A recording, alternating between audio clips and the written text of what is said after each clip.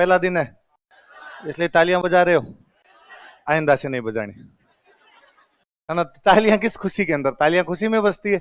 आप इस बात में खुश हो गए हमने एडमिशन ले लिया ये ये खुशी है कि एडमिशन ले लिया। हाँ, आने की खुशी है मेरे। चलो कोई नहीं, पहले आपने वीडियो देखे होंगे कहानियों के, है ना। कहानियों के वीडियो देख के तो किसी ने एडमिशन नहीं लिया। हाँ, कहानियों के कई बार कई बच्चे क्लास में कहते हैं सर आपकी वीडियो देख के एडमिशन लेने के लिए आया था, मुझे तो बहुत बुरी बात हुई, क्योंकि इन वीडियो में कहानियां, यहाँ पे कहानियां नहीं, यहाँ पे तो दूसरी चीज होगी, दुख पाएगा बाद में तू, अभी भी 3 दिन का मौका है चल पढ़े अपने, शुरू करें। लो मैं थोड़ी चीजें समझाता हूं आपको। अच्छा, आप में से ऐसे कोई लोग जिन्होंने इस बार आरएस वाला एग्जाम दिया हो, जो पिछला हुआ था किसी ने दे रखा हो, या सारे टाबर टाबर ही आगे? अच्छा, 5 7 10 लोगों ने दिया। अच्छा, आप में से ऐसे कितने लोग जिन्होंने आरएस का सिलेबस, तो जिनको बताओ कि आरएस के सिलेबस में क्या क्या आता है? अच्छा, खूब सारे लोगों को बताओ, वेरी गुड। चलो सुनाओ, देखिए सिलेबस खड़ा हो गया। अच्छा, ये नहीं आता क्या तो सिलेबस में क्या पता है फिर अपने को हाँ? सुनाओ देखिए, हाँ बताओ। राजस्थान के महत्वपूर्ण ऐतिहासिक स्थल, ठीक है। पूरा पाषाण से ताम्र पाषाण है, कांस्य युगन तक, ठीक है।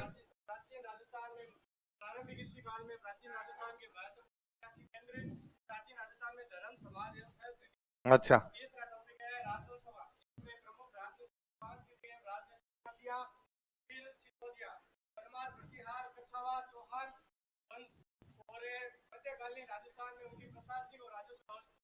ठीक है।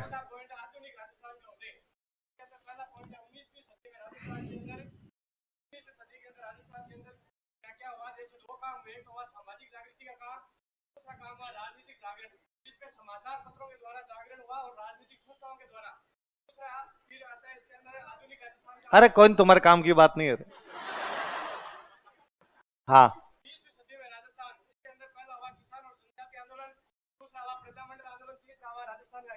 अच्छा, तो 57 की क्रांति नहीं है क्या? 57 की क्रांति,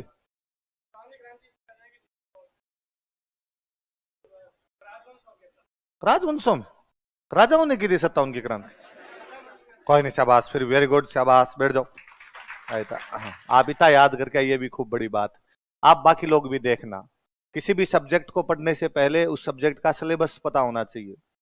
इसलिए आज जैसे आपके 2 सब्जेक्ट शुरू होंगे, आप 2 अलग अलग रजिस्टर के अंदर लिखेंगे, उसका पहला पन्ना खाली छोड़ना, उस पहले पन्ने में घर पे जाके सिलेबस लिखना, याद करना उस सिलेबस को। सिलेबस जब याद रहता है तो थोड़ा साइकोलॉजिकल अपने को पता रहता है कि क्या पढ़ लिया और क्या पढ़ना। वरना कई बार क्या होगा कि मास्टर आगे कोई टॉपिक पढ़ा के चला जाएगा, आपको भी मजे आएंगे कि जोरदार टॉपिक पढ़ाया, 3 दिन बाद में समझ में आता है कि तो सिलेबस में नहीं था, मार साहब को आ रहा था, इस चक्कर में मार साहब पढ़ा के चले गए। तो वो थोड़ा सा अपने दिमाग के अंदर रहे कि भाई हमें क्या पढ़ना और क्या नहीं पढ़ना। तो मैं राजस्थान वाला पोर्शन पढ़ाऊंगा आपको। मैं थोड़ी सी बात बताता हूँ आपको, मैं बता दूं इसके बारे में, इस पेपर के बारे में। नॉर्मली ये आप वाला फाउंडेशन बैच होता है, pre cum mains. Pre cum mains का मतलब हुआ कि अपने यहाँ पे प्री की तैयारी भी करेंगे और अपने यहाँ पे मेंस की तैयारी भी करेंगे। तो कई बार स्टूडेंट का सीधा अगला सवाल होता है, अच्छा तो तुम इंटरव्यू की नहीं करवाते हो? तो यार उसके लिए प्री पास करना पड़ेगा, फिर क्या पास करना पड़ेगा, डायरेक्ट इंटरव्यू पे क्यों पहुंचे, वो भी करवा देंगे। और वास्तव में तो ये जो 18 महीने की तैयारी होती है, ये जो 18 महीने का बैच होता है, ये पर्सनालिटी डेवलपमेंट कोर्स है। इंटरव्यू की तैयारी कोई 1 महीने में, आधे महीने में, 15 दिन के अंदर नहीं होती। आप डेली जो कुछ सीखोगे वो अपने आप में किसकी तैयारी है? इंटरव्यू। आपकी पर्सनालिटी के अंदर जो जो नई चीजें जुड़ती जाएगी, जिन चीजों को पहले से आती थी वो रिफाइन होती जाएगी, जो चीजें अच्छे से स्टेबल होती जाएगी आपके, वो अपने आप में क्या आपका इंटरव्यू की तैयारी। तो इनके साथ ही हो जाता है। बेसिकली अपने बड़ी बड़ी चीजें जो सीधा सीधा पढ़ते हैं वो क्या पढ़ते हैं? प्री और मेंस का। प्री में 200 नंबर का एक पेपर आता है, जिसमें 150 क्वेश्चन आते हैं। कितने क्वेश्चन आते हैं? 150। कितने नंबर के? 200। 200 नंबर के आते हैं 150। ऑब्जेक्टिव अब ऐसे है, गोले भरने, ओमार भरनी। मेरिट भी बहुत बेचारी कम सी जाती है एकदम, कि पिछली बार मेरिट थी 85। कितनी थी? मतलब 200 में से कितने नंबर आ गए तो आप पास हो गए? 85 नंबर, मतलब ले देके 43%। इतना ही हो गया, 42-43% के आसपास हो गया। मतलब कट ऑफ आधी भी नहीं है। 200 का पेपर है, आधा जाता तो कितना होता? 100 नंबर तो कट ऑफ होती, पर 100 तो है ही नहीं।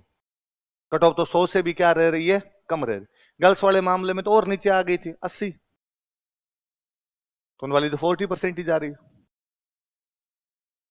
ये तो प्री का है। अच्छा, प्री में आता क्या है? आज दिन तक आपने जो कुछ पढ़ा वो सब प्री में आएगा। जितना आपने नाम सुना वो सब आएगा। हिस्ट्री, पॉलिटी, इकोनॉमी, ज्योग्राफी और साइंस। कौन कौन से सब्जेक्ट हो गए? हिस्ट्री, पॉलिटी, इकोनॉमी, ज्योग्राफी और इनके साथ में दो और जोड़ लो, एक तो मैथ्स, एक क्या जोड़ लो, रीजन, एक जोड़ लो करंट। क्या जोड़ लो? करंट जोड़। ये जो history, polity, economy, geography, science, आपका सवाल ये भी हो सकता है कि सर ये कहां की? तो ये सब की। हिस्ट्री तो भारत की हिस्ट्री, राजस्थान की हिस्ट्री। पॉलिटी, भारत की पॉलिटी, राजस्थान की पॉलिटी। इकोनॉमी, भारत की इकोनॉमी, राजस्थान की इकोनॉमी। ज्योग्राफी, भारत की ज्योग्राफी, राजस्थान की ज्योग्राफी। यहां पे वर्ल्ड वाली और है, वो भी पढ़ो, वर्ल्ड वाली ज्योग्राफी। साइंस, भारत की साइंस, राजस्थान की साइंस। तो आपको हंसी आती है कि सर राजस्थान की साइंस कैसे आया, जबकि सिलेबस देखोगे लिखा हुआ है साफ साफ राजस्थान में विज्ञान। तो अपने लगता है यार पूरे भारत में सेव नीचे गिरता होगा। भाई राजस्थान में न्यूटन के लॉ अलग तो हो नहीं जाते हैं कि नहीं, अपने सेव ऊपर जाएगा भाई साहब, अपने नीचे नहीं आएगा। तो अपने साइंस में बाद में अलग से क्या पढ़ेंगे? पर बाद में कोई क्वेश्चन आएगा कि हाल के दिनों में राजस्थान में गायों के अंदर एक अलग प्रकार की बीमारी देखने को मिली, उस बीमारी का नाम क्या है? बीमारी साइंस का है ना, राजस्थान में हुई है ना, तो हो गया क्वेश्चन। क्वेश्चन आएगा हाल ही के दिनों में राजस्थान में लंपी नामक एक बीमारी गायों में देखने को मिली थी, इस बीमारी से बचाव के लिए कौन सी दवाई दी गई थी? दवाई साइंस का है, पूछ लिया ना उन्होंने, ये राजस्थान में विज्ञान है। कोई मंत्रालय कोई योजना चला देता है साइंस या टेक्नोलॉजी से संबंधित, कोई स्कीम चला दी, वो क्वेश्चन पूछ लिया, तो वो भी क्वेश्चन किसका है? साइंस का। अपने किसी कोई भारत के विज्ञान में अपना कोई योगदान है, उससे संबंधित कोई सवाल पूछ लिया, वो सवाल किसका है? साइंस का। तो क्वेश्चन तो निकाल ही लाएंगे, उसकी आप चिंता मत कीजिए। तो इन सब में इंक्लूडिंग राजस्थान, इन सब में राजस्थान शामिल है। ये 150 क्वेश्चन आएंगे, उन 150 में से 50 से 60 के बीच में राजस्थान ही आएगा। 50 से लेके 60, हो सकता है कम से कम दे तो 50 दे दे, ज्यादा से ज्यादा करे तो कितने दे दे। पर 52, 53, 54 क्वेश्चन, इसने क्वेश्चन जो होते हैं वो लगभग लगभग किसके आते हैं? राजस्थान। कुल मिला के आप कह सकते हो कि सर 33%, 33% सवाल है वो तो सारे के सारे किधर से पूछे जाएंगे? राजस्थान। इसका मतलब ये हुआ कि कोई बंदा यदि राजस्थान ही ढंग से कर ले, ये वाला पोर्शन बहुत ढंग से कर ले, तो आप ये तो नहीं कह सकते कि आप सारे सवाल सही कर दोगे। 40 55 सवाल आए, 55 सवाल आए तो 55 तो नहीं हुए, पर 40 एक सवाल तो करे, 40 सवाल ढंग से कर दे, 64-65 पे सिलेक्शन हो जाता है। इस बार जो कट ऑफ थी उसके हिसाब से 64-65 थी। मैं तो कहता हूँ 70 मान लो कि 70 सवाल जिसके सही होंगे उसका प्री पास होगा। 40 एक सब्जेक्ट से वे राजस्थान, पीछे कितने और बच गए आपके? 30। कितने बच गए? 30। 30 और करने, खूब सारे सब्जेक्ट पढ़े हैं बाद में, history, polity, economy, geography, science. कई बच्चे जो साइंस बैकग्राउंड के होते हैं उनकी मैथ्स रीजनिंग थोड़ी अच्छी होती है, मैथ्स रीजनिंग अच्छी होती है तो 20 एक सवाल उधर से कर लेते हैं। 40 ये वे, 20 वो हो गए, 60। 10 क्वेश्चन करंट के आते हैं, उधर से क्वेश्चन करंट वाले कर देते हैं, 70। ले दे के मामला बराबर हो जाता है। अच्छा, राजस्थान की इकोनॉमी में भी अपने यहाँ पे इकोनॉमिक सर्वे पूछते हैं, और इकोनॉमिक सर्वे के 10 सवाल आते हैं। ये करंट वाले 10 सवाल और इकोनॉमिक सर्वे वाले 10 सवाल लगभग बच्चों के सही हो जाते हैं। ये हम 7-7 दिन की क्लास से लेते हैं। हो सकता है हिस्ट्री में आपको 1 महीने पढ़ाऊं, जितनी पढ़ाऊं उसमें से सारे सवाल नहीं आए, पर इकोनॉमिक सर्वे और करंट हम 7-7 दिन पढ़ाएंगे और सारे उनके अंदर से ही आएंगे, क्योंकि वो लिमिटेड है कि पिछले 6 महीनों में क्या क्या मुख्य घटनाएं हुई आपको पता चल जाएगा। इकोनॉमिक सर्वे में सरकार ने क्या क्या किया आप निकाल सकते हैं डाटा वहां से, वो आप पढ़ लेंगे। तो उधर वाले 20 सवाल वो बोनस से ही रहते हैं। तो यदि किसी की मैथ्स रीजनिंग अच्छी हो तो 20 मैथ्स रीजनिंग वाले, 20 ये करंट और इकोनॉमिक सर्वे वाले, 40 ही हो गए। 40 राजस्थान जीके करे, 80 गलती ले दिवा के हो तो उसके 65-70 के आसपास तो बैठ जाए, प्री वैसे ही पास हो जाए। कोई स्टूडेंट कहता है सर हमारे को तो मैथ्स रीजनिंग ही नहीं आती, इसकी तरफ तो ध्यान ही नहीं दिया था कभी।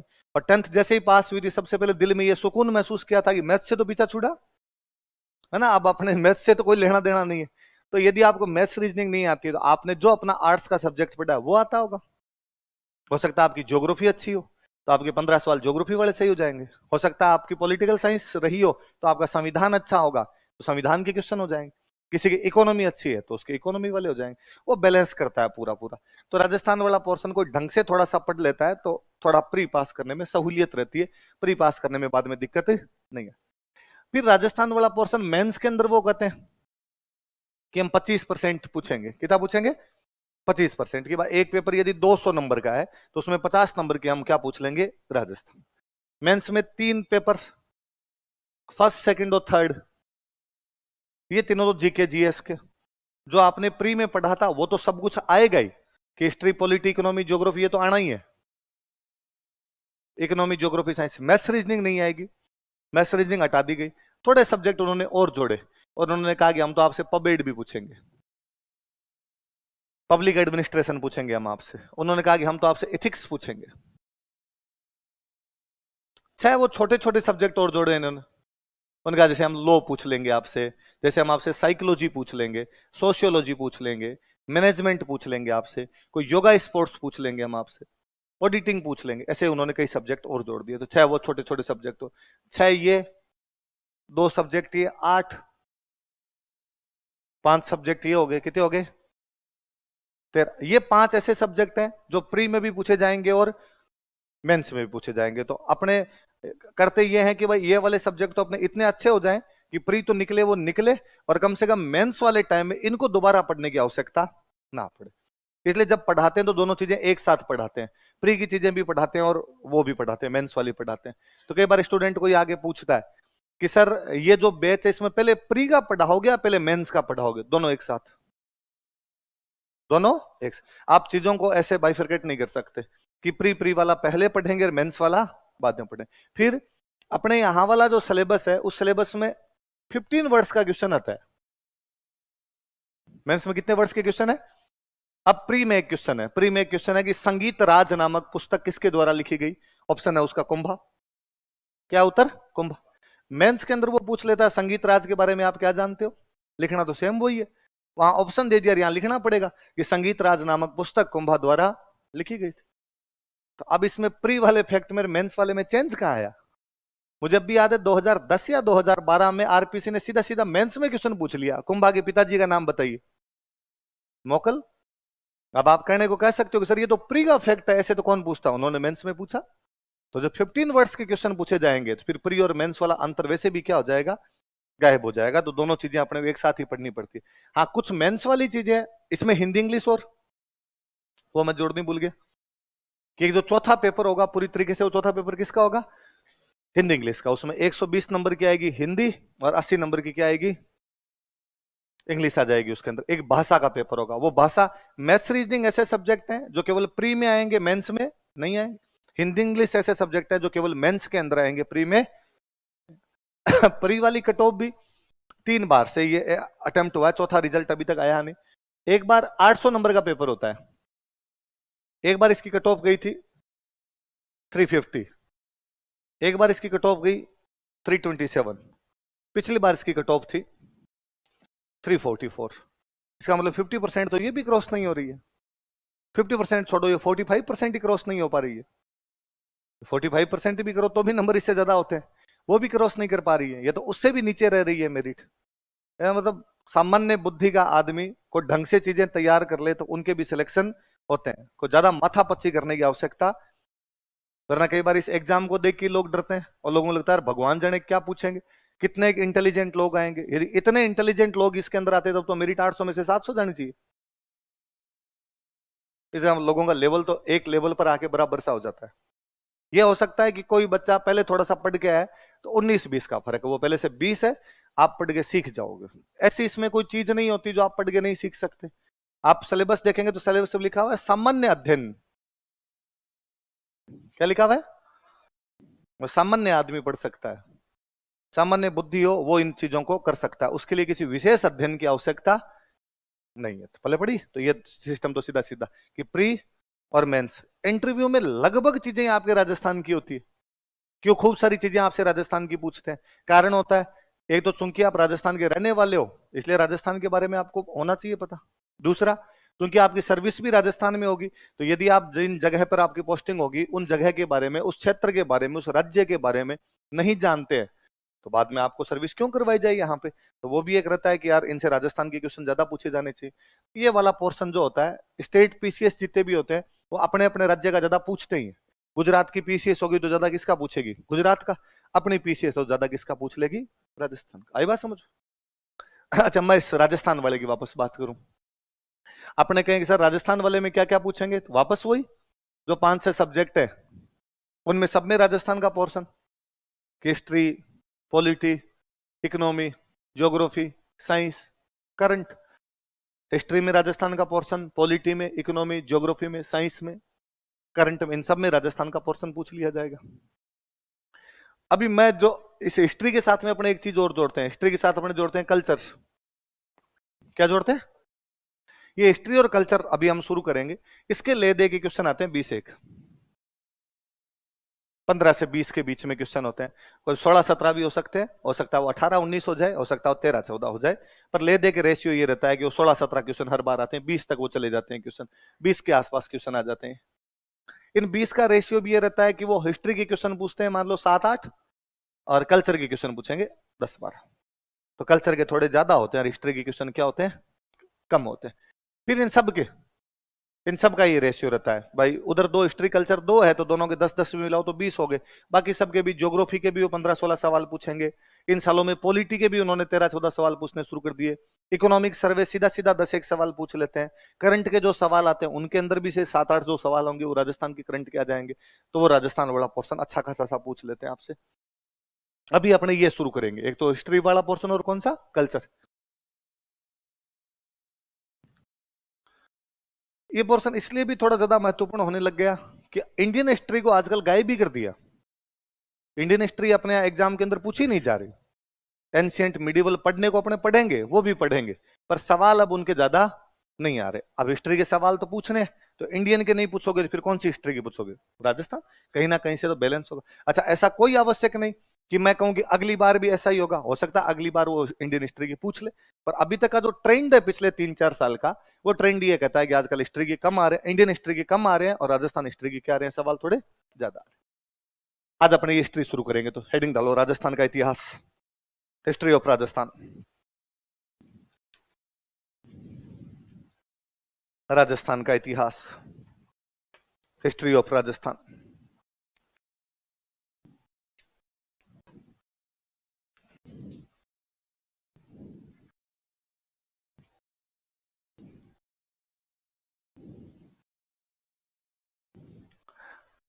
हिस्ट्री को यदि आप किसी भी देश की हिस्ट्री पढ़ोगे, आप भले इंग्लैंड की हिस्ट्री पढ़ लो, भले आप इंडिया की पढ़ लो, आप राजस्थान की पढ़ लो, आप मध्य प्रदेश पंजाब की पढ़ लो, हिस्ट्री को बेसिकली हम 3 भागों में बांटते हैं।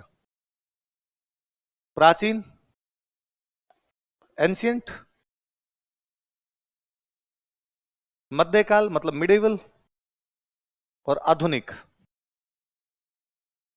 मतलब मॉडर्न। 3 प्रकार की हिस्ट्री है, प्राचीन काल की हिस्ट्री, मध्यकाल की हिस्ट्री और आधुनिक काल की हिस्ट्री। अच्छा, क्या अंतर होता है, कैसे बांटे? हम कैसे कह सकते हैं कि इसको तो प्राचीन काल में गिन लो, इसको मध्यकाल में गिन लो और इसको किस में गिन लो? आधुनिक। ये मोटा मोटा विभाजन अंग्रेज करके गए। अंग्रेजों का एक इतिहासकार था मील। क्या नाम था? मील नाम का उनका एक इतिहासकार था। उसने अपने इंडियन हिस्ट्री का एक मोटा मोटा सा विभाजन किया और उसने कहा कि भाई साहब तुम्हारी इंडियन हिस्ट्री सीधा सीधा सी बंटी हुई है। कैसे? तो मैं यदि उसके एग्जाम्पल के तहत बताऊं आपको, तो जैसे मैं कुछ नाम लूं आपके सामने और मैं कहूं कि आपको पुलकेशिन, हर्षवर्धन, कालिदास, स्वपन वासवदत्ता, अभिज्ञान शाकुंतलम, चंद्रगुप्त, अमात्य, कौटिल्य, मुद्रा राक्षस, अर्थशास्त्र, कुछ नाम लिए मैंने आपके सामने। अब मैं थोड़े नाम चेंज करता हूं। मैं नाम लेता हूं फुतुह उस सलातीन, अबू बकर इसामी, मुंतखबुल लुआब, मुंतखबुत तवारीख, अब्दुल कादिर बदायूनी, अबुल फजल आईने अकबरी। तो आपको लगेगा सर हालात बदल गए, जज्बात बदल गए, है ना? मैं नाम को वापस चेंज करता हूं। मैं कहता हूं agent to governor general, Abraham Lockett, George Patrick Lawrence, Lord Hastings, David Ochterlony, John Malcolm, Newbery, Spottiswoode. अब सर वापस चेंज हो गए। पर आप कहोगे सीधा सीधा से इन नाम को सुन के कि सर जो पहले आपने नाम बोले थे वो थोड़े हिंदी संस्कृत टाइप के नाम है, सर जो बीच में आपने नाम बोले थे वो थोड़े से फारसी अरबी टाइप के नाम, और ये जो सर अभी लास्ट में बोल रहे हो ये नाम अंग्रेजी। यही है, ये अपने हिस्ट्री का विभाजन है। जो पहले हिंदी और संस्कृत के नाम बोले वो प्राचीन काल है, बीच के अंदर जो नाम बोले अरबी फारसी के वो मध्य काल है, लास्ट में जब अंग्रेजी वाले नाम बोल रहा था वो कौन सा है, आधुनिक काल। ऐसा अंग्रेज बांट के गए। उन्होंने कहा जब हिंदुओं ने राज किया था वो प्राचीन काल था, जब मुसलमान आ गए थे वो मध्य काल था, और जब अंग्रेज आ गए थे वो क्या था, आधुनिक। कुल मिला के उन्होंने सेट किया, उन्होंने लिखा कि भारत आधुनिक तब हुआ जब अंग्रेज आए। उनके कहने का मतलब था कि जब तक अंग्रेज नहीं आए थे तब तक भारत आधुनिक नहीं। उनके कहने का मतलब था कि पहले तुम्हारे डोकरों ने जिंदगी धोतियों में गुजार दी, ये पैंट पहनी हमने सिखाई है भाई साहब, हमने तुम्हें आगे क्या बनाया है, मॉडर्न बनाया। ये का ये इस हिस्ट्री को, इसी मैं ये जो सिस्टम है इसको राजस्थान पे अप्लाई कर दूं तो राजस्थान की हिस्ट्री को भी 3 भागों में बांट लो, प्राचीन काल, मध्यकाल और। तो आप कह सकते हो कि सर प्राचीन टाइम में जो साम्राज्य थे, हिंदू साम्राज्य थे, उसको तो हम क्या कह देंगे, प्राचीन। बीच में जब मुस्लिम राज्य आ गए थे उसको क्या बोल देंगे, मध्य। और जब अंग्रेज आ गए थे तो उसको क्या कह देंगे, आधुनिक। अच्छा, इस थ्योरी को यदि राजस्थान पे लागू किया जाए तो उसका प्राचीन काल लगभग गायब ही हो जाता है। प्राचीन इतिहास में राजस्थान में अपने पास ज्यादा जानकारियां नहीं। कारण है कि प्राचीन काल में जैसे सबसे पहले अपने यूं सोचते हैं कि यार अपना भारत का पहला बड़ा साम्राज्य कौन सा रहा होगा, तो हिस्ट्री के अनुसार हम कहते हैं मौर्य साम्राज्य। कौन सा था, मौर्य। अच्छा, मौर्यों की राजधानी कहां थी, तो आप कहोगे सर पाटलिपुत्र। पाटलिपुत्र आज के टाइम में कौन सा है, पटना। कौन सा है, पटना। मौर्यों के बाद में, मौर्यों का जब साम्राज्य समाप्त हुआ तो एक नया वंश आया, सुंग। कौन सा है, सुंग आए थे, कण्वा आए थे। इनकी राजधानी कहां थी, तो मध्य प्रदेश में एक जगह पड़ती है विदिशा। जगह कौन सी, तो पहले राजधानी बिहार के अंदर पाटलिपुत्र, अब मध्य प्रदेश की तरफ कौन सी आ गई, विदिशा। इनका जब राज्य खत्म हुआ, भारत में एक नया साम्राज्य और आया, गुप्त। कौन सा साम्राज्य है, गुप्त। वापस अपनी राजधानी को ले गए पाटलिपुत्र। तो मौर्यों के टाइम में पाटलिपुत्र, बीच में थोड़े टाइम के लिए विदिशा की तरफ आई, अब वापस कहां पे चली गई, पाटलिपुत्र। गुप्त जब खत्म हुए तो भारत में एक बड़ा राजा आया, हर्षवर्धन। कौन राजा है, और हर्षवर्धन अपनी राजधानी को लेके आ गया कन्नौज। कहां पे लेके आ गया, कन्नौज कहां पर पड़ता है, यूपी। कन्नौज कहां पे, इसका मतलब भारत की राजधानियां उधर घूम रही है आपकी, पाटलिपुत्र, कन्नौज, मतलब यूपी बिहार। उस इलाके के अंदर साम्राज्यों का निर्माण हो रहा है, उस इलाके के अंदर लोग रह रहे हैं, ज्यादा साम्राज्यों का निर्माण वहां पर कर रहे हैं। कारण, क्योंकि शुरुआत में साम्राज्यों का निर्माण उन जगह पे हुआ जहां पे पानी ज्यादा था। कि मनुष्य जब कभी शुरुआत में कहीं बसा होगा तो उसकी बेसिक नीड क्या रही होगी, पानी। यार पानी वाली जगह तो, और इस मामले में राजस्थान तो भरपूर था अपना, तो अपनी तरफ ज्यादा लोग आए नहीं, अपनी तरफ इधर उनका बसावट इतनी ज्यादा देखने को नहीं मिली, जितनी बसावट उधर है उतनी बसावट अपनी तरफ नहीं। अच्छा, धीरे धीरे मनुष्य समझदार हुआ। पहले उसने सोचा यार मैं नदी के किनारे रहूंगा तो पानी अपने आप मिल जाएगा, नेचुरल तरीके से मिल जाएगा। समझदार हुआ तो उसने कहा यार नदी क्यों, मैं नहर बना लेता हूं, नदी क्यों मैं कुआं खोद लेता हूं, नदी क्यों मैं झील बना लूं, नदी क्यों मैं तालाब बना लूं। तो अब जब ये बनाने लग गया तो फिर तो अब ऐसी जगह भी रह सकता है जहां पर पानी कम हो, वहां पर भी पार पड़ सकती है। तो धीरे धीरे बसावट अपनी तरफ आनी शुरू हुई। इन बिटवीन धीरे धीरे बसावट भी अपनी तरफ आनी शुरू हुई और भारत की राजधानी आ गई दिल्ली। मुसलमान राजाओं के टाइम भारत की राजधानी कौन सी आ गई, दिल्ली। और जैसे दिल्ली राजधानी आई तो दिल्ली की जो भी लड़ाइयां होगी वो राजस्थान से होगी, क्योंकि दिल्ली की नाक के ठीक नीचे बैठे हो आप, तो आपसे सबसे अधिक लड़ाई होगी। पहले मान लो राजस्थान वाले बैठे भी थे तो उधर से चंद्रगुप्त मौर्य तो करौली पर अटैक करने से रहा, कि बिहार से चल के और इधर अटैक करके चला जाए, इतना को उनका मिलता भी नहीं, अपने साम्राज्य भी नहीं थे। पर दिल्ली जब साम्राज्य बन गया, अपने यहां पर भी लोग रहने लग गए, तो अपने खूब सारी लड़ाइयां हुई फिर दिल्ली वालों के साथ, खूब सारी दिल्ली वालों के साथ लड़ाइयां हुई। तो अपनी मध्यकाल की हिस्ट्री भरपूर है, वह खत्म होने का नाम नहीं लेती। अपने मध्यकाल की हिस्ट्री ले दे के अपने को करनी पड़ती है गिरिराज महाराज की जय, खत्म, जैसे तैसे करके खत्म करो यार, ये राजा महाराजा खत्म होने का नाम ही नहीं ले रहे। तो भर भर के है अपने अलग अलग राजवंश, उन अलग अलग राजवंशों की सांस्कृतिक उपलब्धियां, प्रशासनिक उपलब्धियां, रेवेन्यू की उपलब्धियां, पॉलिटिकल अचीवमेंट इनकी खूब सारी होती है। तो एंशियंट हिस्ट्री अपनी बहुत कम है, और उसकी जगह पे ज्यादा कौन सी है? मिडाइवल हिस्ट्री अपनी ज्यादा है। तीसरा मैंने आपको बताया कौन सी हिस्ट्री होती है? आधुनिक। आधुनिक वाला पैरामीटर ये कहता है कि जब अंग्रेज आ गए थे उसको क्या मान लिया जाए? आधुनिक। ये पैरामीटर राजस्थान पे लागू करें तो आधुनिक तो अपने है ही नहीं, क्योंकि अपने अंग्रेज आए नहीं। भाई जब अंग्रेजों ने भारत पे राज किया था तब भारत दो भागों में बंटा हुआ था। एक वह भारत जहां पर अंग्रेजों का राज था, उसको बोलते हैं ब्रिटिश इंडिया। क्या बोलते हैं? एक वह भारत जहां पे राजाओं का राज था, अंग्रेजों का नहीं। राजाओं ने अंग्रेजों के साथ संधियां कर रखी थी, लेकिन अंग्रेजों का यहां पे कोई भी राज्य नहीं था। उसको बोलते देसी राज्य, प्रिंसली स्टेट। क्या बोला करते थे? अपने प्रिंसली स्टेट थे, अपने यहां पे अंग्रेजों का राज था ही नहीं। इसलिए आप कभी नहीं पढ़ते कि गांधी जी ने बीकानेर में आके कहा करो या मरो, या भगत सिंह ने चूरू में आके बम फेंक के कहा इंकलाब जिंदाबाद, या जवाहरलाल नेहरू करौली आए और बोले आराम हराम है, या सुभाष चंद्र बोस ने जैसलमेर वालों को कहा कि तुम मुझे खून दो मैं तुम्हें आजादी दूंगा। क्यों नहीं हो रहे यहां पर आंदोलन? क्योंकि यहां पे अंग्रेज ही नहीं है। आंदोलन किसके खिलाफ हो रहे थे? अंग्रेजों के। जब आपके अंग्रेज ही नहीं तो आंदोलन किस बात के? इसलिए आपके राष्ट्रगान में आपका नाम नहीं है। आप कभी नोटिस करो उसको। पंजाब, सिंध, गुजरात, मराठा, द्राविड़, उत्कल, बंगा, पूरा भारत आपको छोड़ के। क्योंकि वो 1911 के आसपास में जब कभी रविंद्रनाथ टैगोर ने रचा था, उस समय आप भारत का पार्ट ही नहीं थे। तब भारत का मतलब था वह भारत जहां पे अंग्रेजों का राज है, ब्रिटिश इंडिया। इसलिए उसमें सिंध का नाम है। सिंध आज नहीं है आपके पास। सिंध है क्या आपके पास? सिंध पाकिस्तान में है, पर उसका नाम है। आज भी पंजाब, सिंध, गुजरात, मराठा। मुझे कई बार लगता है कि यार इसमें सिंध हटा के राजस्थान जोड़ देना चाहिए। पंजाब, राजस्थान, गुजरात, मराठा। क्या होगा? 52 सेकंड की जगह 54 लग जाएंगे। सिंध बोलने में थोड़ा कम लगता है टाइम, और राजस्थान बोलने में ज्यादा। फिर मुझे लगता है नहीं यार, राजस्थान त्याग करने वाला राज्य है। हम वैसे भी भारत के अभिन्न अंग हैं, तो हमें इस प्रकार की कोई चीज नहीं चाहिए। नाम नहीं है तो भी हम मानते हैं कि हमारा देश भारत है। भारत के लिए सैकड़ों सालों तक हमारे यहाँ के लोगों ने लड़ाइयां लड़ी थी। अब भारत के अंदर यदि नाम नहीं है तो भी हम इस भारत के लिए लड़ने मरने भिड़ने के लिए तैयार है। फिर दोबारा लगता है सिंध को तो हटा दो, हमारा मत जोड़ो, पर सिंध तो हटाओ। एक पार्ट जो पाकिस्तान में है उसका हम राष्ट्रगान में नाम लेते हैं, और उसमें बोलते हैं कि पंजाब, सिंध, गुजरात, मराठा। पर फिर लगता है कि यार संविधान बनाने वाले इतने इंटेलिजेंट लोग थे, अंबेडकर सर, नेहरू जी, पटेल, वो इतने इंटेलिजेंट थे, उन्होंने नहीं हटाया तो कुछ तो सोचा ही होगा, वरना वही हटा देते।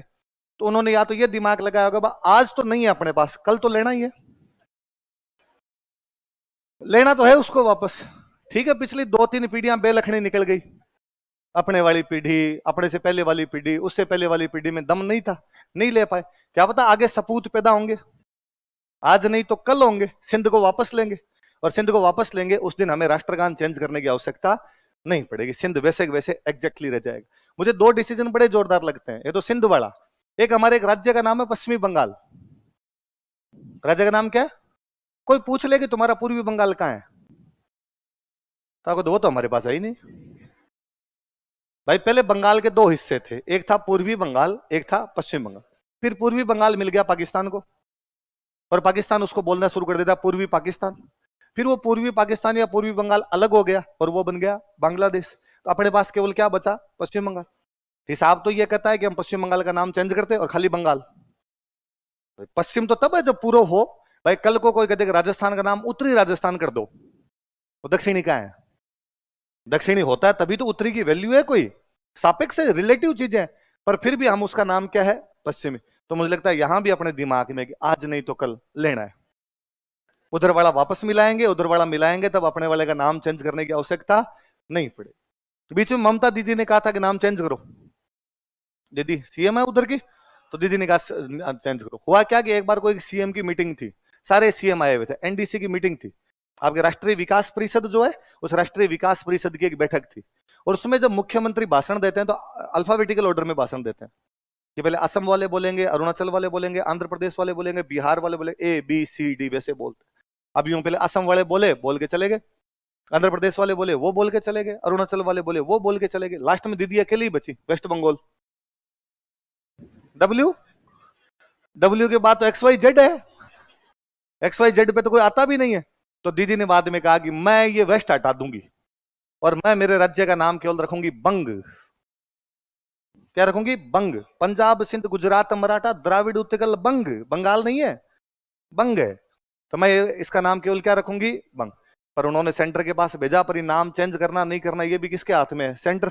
सेंटर ने कहा नहीं, थोड़े साल और वेट करते हैं, लेना ही है उधर वाला, ले लेंगे तो बाद में फिर चेंज करना पड़ जाएगा, इसलिए एक बार रहने देते हैं। तो आपका राजस्थान इंडिया का पार्ट नहीं था उस समय, जिसको अंग्रेजों वाला इंडिया बोलते हैं उसका पार्ट नहीं था, इसलिए आधुनिक राजस्थान की हिस्ट्री है ही नहीं। इसलिए मुझे कई बार यह भी बड़ा जोरदार लगता है जब कोई टाबर आगे कहता है, कोई भी कहता है कि हमें अंग्रेजों ने लूटा था। हमें मतलब कैसे? नंगा नहाए क्या, निचोड़े क्या? अपने को कैसे लूट सकता था कोई? उल्टा अपने से डरते थे भाई साहब कि इधर से क्रॉस नहीं करना, इधर क्रॉस करेंगे तो ये लूटेंगे। अपने मामला गंभीर था, अपने को कोई नहीं लूट के गया। फिर वो कहता है सर अपने सोने की चिड़िया थे मुन्ना, सोने की चिड़िया बंगाल था, अपने तो चिड़िया के पांखड़े पांति नहीं आए। अपने चिड़िया विड़िया कुछ नहीं थे भाई साहब, अपनी चिड़िया उड़ी हुई थी कई सालों से। तो आधुनिक राजस्थान वाला मामला अपने पूरा ही डब्बा गोल है कि अपने यहाँ पे कुछ ही नहीं आधुनिक राजस्थान में। पर चूंकि बाद में अपने शामिल हो गए भारत के अंदर, तो हमने कहा यार लिखो थोड़ा बहुत तो लिखो अपने भी हिस्ट्री। तो फिर हम चुग चुग के लाए, इधर उधर से हमने इकट्ठा किया, यार अंग्रेजों के खिलाफ हमने भी कुछ तो किया ही होगा रहे थोड़ा बहुत। तो कहा हाँ ऐसे तो कई लोगों ने यूं कुछ किया ही होगा। तो फिर कहा लिखो, जिसने छोटा मोटा भटा ही मारा था, छोटा मोटा कांकरा ही फेंका था किसी की तरफ, हमने कहा महान स्वतंत्रता सेनानी जिन्होंने अंग्रेजी साम्राज्य की चूल्हे हिलाकर रख दी थी। बाद ऐसे कई नाम बाद में जोड़ जोड़ ढूंढने पड़े अपने को, इधर उधर से चुगने पड़े नाम। इसलिए अपने कहते हैं भाई हमने भी 57 की क्रांति की, हमने भी क्या किया 1857 में क्रांति की, अपने यहां पर भी भाई रिवोल्ट हुआ। फिर किसी ने कहा यार मान ली बात कि अपने यहां पर अंग्रेज नहीं थे, पर राजा तो थे। अंग्रेजों के खिलाफ आंदोलन का मतलब है सत्ता के खिलाफ आंदोलन। कोई एक पावर है, उस पावर से जनता राजी नहीं है, तो उसके खिलाफ क्या हुए? आंदोलन। हर दौर के अंदर कोई ना कोई पावर होती है, जनता उससे असंतुष्ट तो रहती है, सारे लोग राजी कभी तो नहीं होते। आज डेमोक्रेसी, आज लोकतंत्र है, क्या आज सारे लोग राजी है? क्या राजस्थान में कांग्रेस है तो कांग्रेस से सारे राजी है? या सेंटर में बीजेपी है तो क्या बीजेपी से सारे राजी है? सारे राजी हो तब तो अब आंदोलन बंद हो जाने चाहिए। अब भी तो आंदोलन होते हैं, डेली कुछ ना कुछ चलता ही रहता देश के अंदर। इसका मतलब पावर के खिलाफ आंदोलन तो होते हैं। तो अपने यहाँ जब राजाओं की पावर थी तो उसके खिलाफ आंदोलन हुए, तो वो तो पढ़ लिए जाए। वो अंग्रेजों के आने के बाद हुए, इसलिए उसको आधुनिक राजस्थान में शामिल कर लिया जाए। तो हमने कहा भाई राजाओं के खिलाफ किसानों ने आंदोलन किए। किसने आंदोलन किए? किसानों ने आंदोलन किए, इसलिए हमें किसान आंदोलन पढ़ लेने चाहिए। हम आधुनिक के अंदर ये पढ़ लेंगे, हमारे पीजेंट मूवमेंट पढ़ लेंगे। हमने कहा हमारे तो जनजातियां भी उनके खिलाफ आंदोलन कर गई थी, अंग्रेजों ने जब उनके इलाके में इंटरफेयर करवाया राजाओं के माध्यम से, तब हमारी जनजातियों ने आंदोलन कर दिया। ट्राइबल्स, हमारे ट्राइबल ने आंदोलन कर दिए थे। शुरुआत में किसानों ने राजा के खिलाफ या जनजाति ने राजा अंग्रेजों के खिलाफ आंदोलन किया। किस बात को लेकर आंदोलन किया? तो किसानों के आंदोलन की बात क्या हो सकती है कि टैक्स ज्यादा ले रहे हो, हमसे टैक्स क्या लिया जाए? कम। शुरुआत में इसलिए आंदोलन किया कि टैक्स कम लो। थोड़े दिनों बाद लोगों को लगने लगा भाई टैक्स आप ही क्यों लेते हो, आप वो कौन पावर हो जो टैक्स लेता है? फिर ये पावर आपको कहां से मिलती है कि आप टैक्स बढ़ा सकते हो? और जब आप टैक्स बढ़ाते हो तब जिन पर टैक्स बढ़ाया जा रहा है, जिनसे टैक्स लिया जा रहा है, क्या उनसे पूछते हो? नहीं। तो इसका मतलब राजा के राज में जनता की भागीदारी नहीं है। तो राजा के राज में जनता की भागीदारी भी होनी चाहिए। हमसे तो पूछ लो कि यार इतना किया जा सकता है कि नहीं किया जा सकता है। जनता के पार्टिसिपेशन को बढ़ाने के लिए जो आंदोलन चलाए गए, उन आंदोलनों को हम बोलते हैं प्रजामंडल। क्या बोलते हैं? प्रजा मतलब जनता। तो प्रजा ने जो आंदोलन चला दिए अपने अधिकारों के लिए, अपने राइट्स के लिए जो आंदोलन चला दिए, उन आंदोलनों को अपने क्या कहते हैं? प्रजामंडल मूवमेंट। और जब जनता के इस प्रकार के आंदोलन शुरू हुए, सेकंड वर्ल्ड वॉर के बाद में अंग्रेजों का साम्राज्य पूरी तरीके से ध्वस्त हो रहा था, देश पूरी दुनिया में नई नई लहरें आ रही थी। हमारे राजाओं को भी एक चीज समझ में आ गई थी कि राजतंत्रों का दौर लंबे टाइम तक अब नहीं चलेगा। 47 में खत्म नहीं होंगे तो 57 में होंगे, और 57 में खत्म नहीं होंगे तो 67 में तो होने। पूरी दुनिया से जब राजतंत्र गायब हो रहे थे, हमारे राजा भी इस बात को समझ पा रहे थे। और जैसे अंग्रेज यहां से गए, हमारे राजाओं ने अपनी अपनी रियासतों का विलय किसमें कर दिया? भारत। हम कहते हैं भारत में मिल गए, भारत में एक हो गए, इसलिए अपने कहते हैं एकीकरण। क्या कहते हैं उसको? इंटीग्रेशन कहते हैं। तो बेसिकली हम जब मॉडर्न राजस्थान पढ़ते हैं, जब प्राचीन राजस्थान पढ़ते हैं, तो प्राचीन राजस्थान में हम क्या पढ़ते हैं? तो कि हम प्राचीन राजस्थान में पढ़ते हैं यार आदमी कहां कहां रहा था। कोई तो ऐसी जगह होगी जहां हम भी रहे थे, तो अपने कहते हैं कालीबंगा। हमारा शुरुआत का मनुष्य कहां रहा था? काली। हम कहते हैं यार हम आहड़, उदयपुर में एक जगह मिली आहड़, वहां पर भी अपने लोग रहते थे। हम कहते हैं यार जालोर में एक जगह भीनमाल, तो हम भीनमाल में भी रहे थे। हम कहते हैं कि ये भरतपुर में एक जगह पड़ती है बयाना, तो हम बयाना के अंदर भी रहे थे। हम कहते हैं कि ये यहाँ जयपुर में जगह बेराठ, तो वहां बेराठ में भी लोग थे। कुछ सेंटर पड़ते हैं। प्राचीन राजस्थान के इतिहास में केवल साइट्स है। कौन कौन सी साइट थी जहां पर हमें मनुष्य की बसावट देखने को मिलती है? वो हमारा प्राचीन राजस्थान है। मध्यकालीन राजस्थान का मतलब है राजा महाराजाओं के टाइम में क्या क्या हुआ था, उनकी लड़ाइयां कैसे हुई, उन्होंने कल्चर को कैसे बढ़ावा दिया, उनकी सोशल कंडीशन क्या थी, उनकी इकोनॉमिक कंडीशन क्या थी, उनका एडमिनिस्ट्रेशन कैसा था, उनका रेवेन्यू क्या था। ये सब जो हम पढ़ते हैं किसमें पढ़ते हैं? मिडाइवल। और मॉडर्न के अंदर हम पढ़ते हैं कि अंग्रेजों के आने के बाद राजाओं के खिलाफ जनता के आंदोलन, या राजाओं के और जनता के संबंधों में जिस प्रकार का भी क्लेश दिखाई देता है, वो हम किसमें पढ़ते हैं? मॉडर्न। अच्छा, हिस्ट्री में मैंने बताया जो 7-8 क्वेश्चन आते हैं, पिछले कुछ सालों से ट्रेंड ये भी हो रखा है कि एंशियंट के 2 क्वेश्चन पूछ लिए जाए, मिडाइवल के 2 क्वेश्चन पूछ लिए जाए, और 4-5 क्वेश्चन मॉडर्न के पूछ लिए जाए। एंशियंट तो है ही बेचारी इतनी सी। एंशियंट ज्यादा टाइम लगाए तब तो खाए 2 दिन, कि 2 दिन में 2-2 घंटे की क्लास लूं तो एंशियंट राजस्थान पूरा कंप्लीट हो जाए। और कभी लगे कि यार वैकेंसी आ रखी है यार, बच्चों को फटाफट सिलेबस करवाना है, तो टाइम लेती है 45 मिनट। फटाफट बता दो यार, ज्यादा इधर उधर की बातें मत करो, सीधा सीधा पढ़ा दो, तो 45 मिनट में खत्म हो जाए। वहां से 2 क्वेश्चन आ जाए, वो जो 7-8 पेज भरे जाए वहां से 2 क्वेश्चन आ जाए। मिडिवल जब हम पढ़ते हैं तो मिडिवल पढ़नी पड़ती है कोई 20-25 दिन, अलग अलग राजवंश, और वहां से भी क्वेश्चन तो कितने आए? 2। कारण ये है कि मिडिवल के क्वेश्चन जो होते हैं वो पॉलिटिकल आने लग गए कम, और कल्चरल आते हैं ज्यादा। तो कल्चरल क्वेश्चन आता है, उसको अपने किस में जोड़ लेते हैं? कल्चर। भाई क्वेश्चन आया कुंभलगढ़ का किला किसने बनवाया, तो अपने लेता है तो कुंभलगढ़ के किले का क्वेश्चन है, किला किस में आएगा? आपके कल्चर में आएगा, तो आप उसको किस में गिन लेते हैं? कल्चर। तो मिडाइवल के सीधे सीधे क्वेश्चन तो कम आते हैं, पर मिडाइवल पढ़े बिना आप कल्चर नहीं पढ़ सकते। कि कल्चर तभी समझ में आएगी जब आपकी क्या पढ़ी हुई है? मिडाइवल। उन दोनों में आपस में लेना देना है। कि मैं यदि आपको पेंटिंग्स पढ़ा रहा हूं, चित्रकला पढ़ा रहा हूं, और मैं उस समय बताऊं कि मेवाड़ की चित्रकला चावंड नाम के स्थान से शुरू हुई, तो आपका सवाल होता है सर ये चावंड कहां पड़ता है, यहीं से क्यों शुरू हुई? और वो मिडाइवल पढ़ाया हुआ होता है। तो मैं पहले बताता हूं कि महाराणा प्रताप ने चावंड को राजधानी बना ली थी, और यहां पर एक नासिरुद्दीन नाम के उनके चित्रकार ने पेंटिंग बनानी शुरू कर दी। अब मैं जब पेंटिंग लिखवाता हूं तब मैं लिखवाता हूं महाराणा प्रताप के समय चावंड से मेवाड़ की चित्रकला स्टार्ट होती है, नासिरुद्दीन उनका प्रोमिनेंट पेंटर था। स्टूडेंट को आगे मेरे को कुछ भी बताने की आवश्यकता नहीं, मैं बैठा रहता हूं उसके समझ में आगे। मैंने जितना टाइम मिडाइवल में खपाया था उतना टाइम कल्चर में क्या लगता है? कम। पहले पड़ गई बात।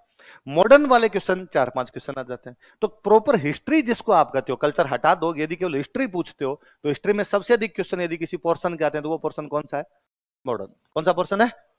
पिछले आप पेपर के ट्रेंड देखोगे तो आपको पुराने क्वेश्चन जो भी मिलेंगे उसमें मॉडर्न के क्वेश्चन ज्यादा मिलेंगे, मिडाइवल के और एंशिएंट के क्वेश्चन क्या मिलेंगे? कम। अपने भी यही कर ले, जहां से पोर्शन ज्यादा क्वेश्चन आते हैं वो पहले पढ़ लिया जाए, जहां से कम आते हैं उसको बाद में पढ़ लिया जाए। पढ़ना तो सारा ही है, पर शुरुआत के अंदर थोड़ा जोश भी रहता है, यहीं से पढ़ेंगे तो अपने थोड़ा ठीक रहेगा। तो अपने हेडिंग डालो आधुनिक राजस्थान का इतिहास।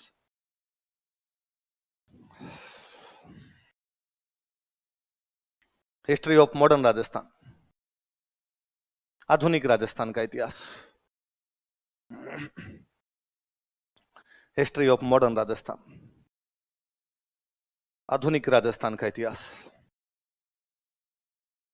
बेसिकली हम ये 5 बड़े टॉपिक पढ़ेंगे। कौन कौन से टॉपिक बताओ देखे? 1857 की क्रांति, किसान आंदोलन, जनजातीय आंदोलन, प्रजामंडल आंदोलन, और एक पहले पढ़ गई बात।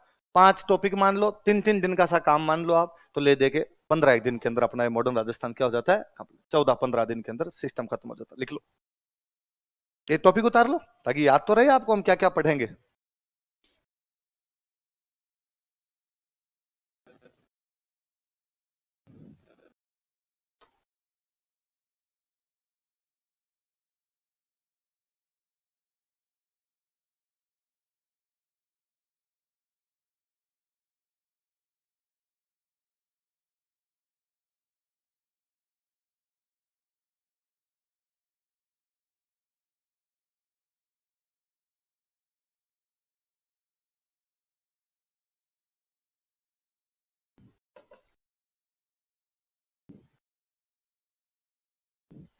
कौन कौन से टॉपिक है बोलो देखे? 1857 की क्रांति, peasant movement, tribal movement, Prajamandal movement, एकीकरण। इंग्लिश में इंटीग्रेशन लिख लो या यूनिफिकेशन लिख लो, इंटीग्रेशन कर दो या यूनिफिकेशन, एक ही बात। एक भाषा में लिख ले, हिंदी वाले हिंदी में लिख ले, इंग्लिश वाले इंग्लिश में लिख ले, इंटीग्रेशन या यूनिफिकेशन। ये 5 तो बड़े बड़े टॉपिक। फिर थोड़ी चीजें बीच में बच जाती है कि सारी चीजें आ नहीं पाती यार, थोड़ी बहुत चीजें बच जाती है। उतार लिए सर? मैं और बताता हूं, देखो फिर थोड़े टॉपिक अपने और पढ़ते हैं। हम पढ़ते हैं राजनीतिक संगठन, अगला टॉपिक लिख लो एक, राजनीतिक संगठन, पॉलिटिकल ऑर्गेनाइजेशंस, राजनीतिक संगठन, पॉलिटिकल ऑर्गेनाइजेशंस, राजनीतिक संगठन, राजनीतिक संगठन।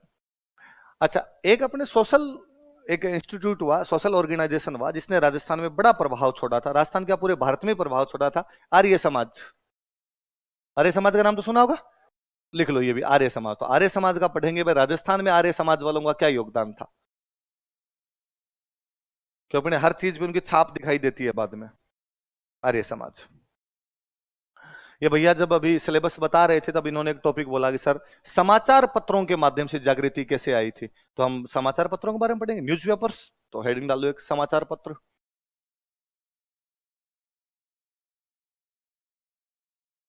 न्यूज़पेपर्स कौन कौन से थे अपने?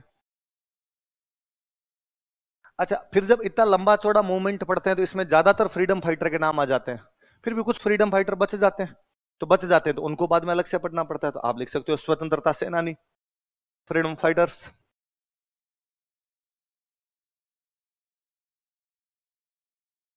और स्वतंत्रता सेनानी, फ्रीडम फाइटर्स। फिर जब आप इतने सारे टॉपिक देखते हो तो आप देखते हो कि सर ज्यादातर पुरुषों ने किए थे, आंदोलनों में पुरुष शामिल हुए थे, लेकिन क्या महिलाओं में भी उस प्रकार की जागृति थी या नहीं थी? तो हम कहते हैं भाई पूरी तरीके से नहीं होगी, लेकिन फिर भी हमारी महिलाएं भी जागृत थी। कौन कौन सी महिलाएं थी जो इस प्रकार आंदोलनों में भाग ले रही थी? तो अपने एक अलग से टॉपिक पढ़ते हैं महिलाओं का, लिख लो महिलाएं, विमन, स्वतंत्रता संग्राम में महिलाओं का क्या योगदान था।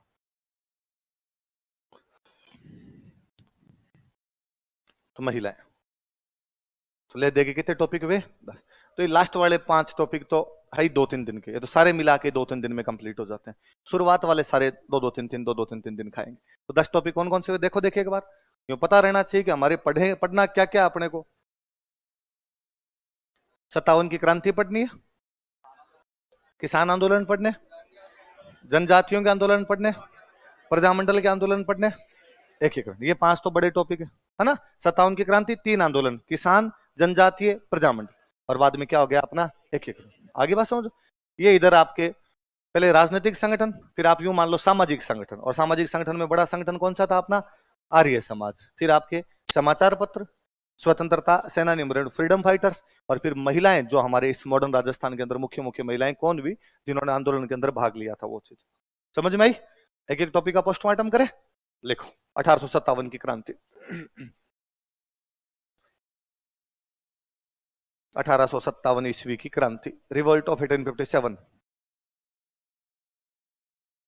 1857 ईस्वी की क्रांति, रिवोल्ट ऑफ 1857। अच्छा, मैं एक बात आपको बार बार बता रहा हूं कि भाई अपने राजस्थान के अंदर सीधे सीधे अंग्रेज नहीं थे, अंग्रेजों का डायरेक्ट शासन अपने राजस्थान में नहीं। उसका भी सिंपल सा कारण है कि अंग्रेजों ने अपना डायरेक्ट राज वहां पे किया था जहां पे पैसे ज्यादा थे। अंग्रेज व्यापारी थे, अपना सपना मनी मनी, वो पैसे कमाने आए थे, इसलिए उन्होंने कब्जा किया बंगाल, उन्होंने कब्जा किया साउथ इंडिया, उन्होंने कब्जा किया गुजरात, क्योंकि समुद्र के पास में जो लोग रहते हैं वहां पे व्यापार ज्यादा होता है। समुद्र के आसपास के इलाकों में व्यापार है, तो वो साउथ इंडिया कब्जा कर गए, वो महाराष्ट्र गुजरात पे कब्जा कर गए, वो बंगाल पे कब्जा कर गए। अपने इस प्रकार की कंडीशन ज्यादा नहीं थी, इसलिए उन्होंने अपने यहां पर कब्जा नहीं किया। अपने राजाओं को दोस्त जरूर बनाया उन्होंने, और राजाओं के साथ में संधियां जरूर की। अच्छा, वो भी क्यों करनी पड़ गई उनकी? हुआ क्या कि अंग्रेज जब भारत के अंदर आए थे उस टाइम तो भारत में शासन था मुगलों का। किसका शासन था? बादशाह अकबर के शासनकाल के अंदर अंग्रेज भारत के अंदर आने शुरू हो गए थे। तो शुरुआत में मुगलों का राज रहा। मुगलों का राज जब ढला, मुगल जब कमजोर पड़े, मुगल एम्पायर का जब डिक्लाइन हुआ, तो भारत में 2 पावर उभर कर आई। एक पावर है मराठे, एक पावर है अंग्रेज। कौन कौन सी दो पावर है? मुगलों का जब डिक्लाइन हुआ, मुगलों के जब अंतिम दिन चल रहे थे, उन्हीं दिनों औरंगजेब के टाइम में साउथ इंडिया के अंदर एक राजा उभर कर सामने आते हैं, महाराज छत्रपति शिवाजी। तो महाराज छत्रपति शिवाजी के बाद मराठे स्टार्ट होते हैं। मराठे चाहते हैं कि मुगलों वाली जगह हम ले लें। अंग्रेज पावरफुल होते जा रहे थे इतने सालों से कमाई कर करके, तो वो चाहते हैं कि अब मुगलों की जगह हम ले। एक म्यान में दो तलवारें नहीं, एक जगह पे दो लोग रहेंगे तो आपस में लड़ाइयां होगी, तो लड़ाइयां किसके बीच में हुई? मराठों के और अंग्रेजों। जब इनके बीच में लड़ाइयां हुई तो अंग्रेजों को राजस्थान वाले राजाओं की सहायता की अनुभव हुआ। उनको लगा यार इनकी सहायता ले जानी चाहिए, इनकी सहायता लेंगे थोड़ा ठीक रहेंगे। अंग्रेजों ने अपने राजस्थान के राजाओं से पूछा कि यार हमारी मराठों के खिलाफ लड़ाई चल रही है, तुम हमारा साथ दोगे कि नहीं दोगे? ये लड़ाइयां राजस्थान के बॉर्डर पे चल रही थी, अलवर भरतपुर के आसपास में लड़ाइयां चल रही। तो इन्होंने अलवर भरतपुर के राजाओं से पूछा कि भाई हमारी मराठों से लड़ाई है, तुम हमारे साथ होगे नहीं? अपने वाले राजाओं ने कहा कि अंग्रेजों तुम संघर्ष करो, हम तुम्हारे। तो उन्होंने कहा हम तो मराठों के खिलाफ लड़ रहे हैं, मराठे तो तुम्हारे देश के हैं, क्या तुम उनका साथ नहीं दोगे? हमने कहा मरे नहीं दे। ये मराठे लूट के खा गए राजस्थान को। मराठे इन दिनों में इतनी लूटपाट कर रहे थे जिसकी हद नहीं। मराठों का बाद वाला काल राजस्थान के लिए दुर्भाग्यपूर्ण काल है। उनके जब जी में आ रही थी तब यहां पे लूटपाट करने के लिए वो आ रहे थे, जब जी में आ रही थी तब यहां पे वो लड़ाइयां करवा रहे थे।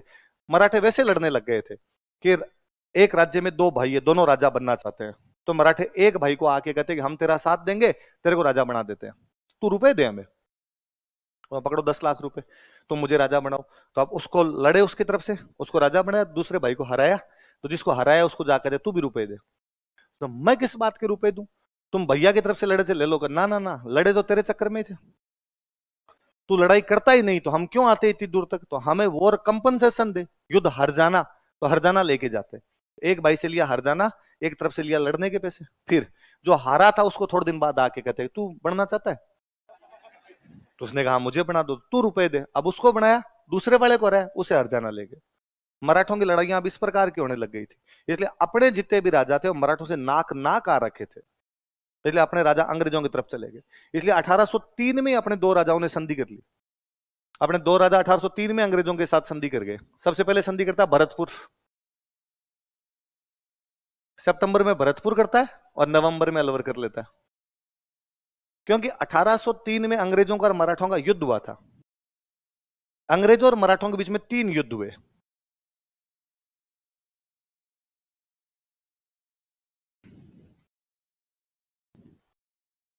कौन कौन से 3 युद्ध हुए? 75 टू 82, 03 टू 06 और 17 टू 18। जो पहला युद्ध हुआ था अंग्रेजों मराठों के बीच में, ये ड्रॉ है, मतलब ना तो मराठे हारे ना अंग्रेज जीत। 7 साल तक लड़े पर उनका भी नुकसान, उनका भी नुकसान। तो फाइनली कहा भाई छोड़ो रे, अब जो हो गया उतना हो गया, जो मर गए वो मर गए, खप गए वो खप गए, इस लड़ाई को बंद करो। तो जैसे तैसे करके इन्होंने लड़ाई आपस में क्या कर ली, बंद। दूसरा युद्ध कब हुआ इनका? 1803 से 1806। इस बार इनको राजस्थान वालों की आवश्यकता महसूस हुई, तो 3 में अपने 2 राजाओं के साथ इन्होंने संधिया की। कौन कौन से राजा? भरतपुर और अलवर। अच्छा, अंग्रेजों का भारत में सबसे बड़ा जो अधिकारी हुआ करता उसको बोलते गवर्नर जनरल। क्या बोलते? कलकत्ता रहता था। गवर्नर जनरल कहां रहता? आप फिर देख लो कि अंग्रेजों की राजधानी कलकत्ता थी, क्योंकि पैसे वहीं थे। राजधानी कहां थी उनकी? क्योंकि बंगाल में पैसे थे, बंगाल ही सोने की चिड़िया था, तो उनका इधर रहेंगे रे, बाकी जगह जाके क्या करना है। और इस समय उनका जो गवर्नर जनरल था उसका नाम था लॉर्ड हेस्टिंग्स। क्या नाम था? Sorry, Lord Wellesley. 3 में जब संधिया हुई तब उनका जो गवर्नर जनरल था उसका नाम था लॉर्ड वेलेजली। क्या नाम था? तो लॉर्ड वेलेजली 3 में अपनी 2 रियासतों के साथ संधियां करता है। कौन कौन सी 2 रियासतों के साथ संधियां करता है? ये तो भरतपुर के साथ, एक अलवर। कई दिन तक मामला शांत चला। अगला युद्ध कब हो गया? 1817। इस बार वापस अंग्रेजों को लगाया, राजस्थान वालों से पूछते हैं क्या करें। इसलिए 1718 में उन्होंने अपना एक बंदा राजस्थान में भेजा कि तू राजस्थान वालों से जाके बाकियों से बात कर। भरतपुर अलवर तो दोस्त है अपने, बाकियों से और बात कर, कौन किसके साथ है। बाकियों के पास वो बंदा गया, उसने जाके पूछा भाई आप? हमने कहा अंग्रेजों के। आप? तो हमने कहा अंग्रेजों के। इसलिए अपनी बाकी सारी रियासतें संधियां कर गई 1817 18। 17 में 2 रियासतों ने संधियां की अपने। एक रियासत संधि करती है करौली, एक रियासत संधि करती है कोटा। कौन कौन सी दो रियासत करती है? करौली और कोटा। बाकी सब बच्ची खुची कब कर गई? 1818। एक रियासत बच गई थी, सिरोही। कौन सी बची थी? वो संधि करके गई 1823। वो कब करती है? 18। तो दो ग्रुप के अंदर संधियां हुई। पहली संधियां कब हुई? उस समय किस किसने की? कौन सा गवर्नर जनरल कर रहा है? Lord Wellesley. कौन कर रहा है? 1817 में किसने की? बाकी सब ने कब कर ली? सिरोही ने कब की? अच्छा, वो जो बंदा जो अपने राजाओं से बातचीत करने आया 1718 के अंदर, वो था जेम्स टोड। वो कौन था? कर्नल जेम्स टोड का नाम सुना होगा। तो कर्नल जेम्स टोड वो बंदा था जिसको इधर राजस्थान भेजा गया था कि तू जा और राजस्थान वालों से बातचीत करके तुम संधि करोगे कि नहीं करोगे। और अपने जेम्स टोड का, टोड चिंता मत कर, हम तेरे साथ खड़े। तो 17 में करौली कोटा ने कह दिया, 18 के अंदर कौन कह गए? बाकी सारे। और सिरोही ने कब का? 1823। ये लेट क्यों का ये भी मैं बता दूंगा। इस टाइम जो संधियां हुई थी, इस टाइम जो गवर्नर जनरल था वो आदमी था लॉर्ड हेस्टिंग्स। वो कौन है? तो पहले तीन वाली संधियों के टाइम तो गवर्नर जनरल कौन था? Lord Wellesley. और इस टाइम जो गवर्नर जनरल है वो कौन है? ये वाली संधियां थोड़ी बड़ी थी। तीन वाली संधियां तो बस यूं साइन साइन से करवाए थे, इस बार यूं खूब सारी चीजें लिखवाई थी। तो कहा ये डॉक्यूमेंट लेके कौन जाएगा? इन डॉक्यूमेंट पे साइन करवाने के लिए कौन जाए? तो साइन करवाने के लिए अपने डॉक्यूमेंट पे एक बंदा भेजा गया, उसका नाम था चार्ल्स मेटकॉफ।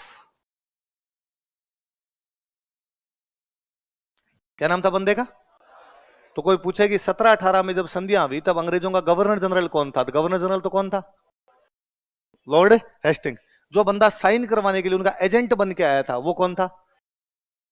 बाकी सबके साथ तो चार्ल्स मेटकॉफ ने साइन करवाए। नीचे वाली तीन रियासत, साउथ में अपने तीन रियासत थी, डूंगरपुर, बांसवाड़ा, प्रतापगढ़। कौन कौन सी थी?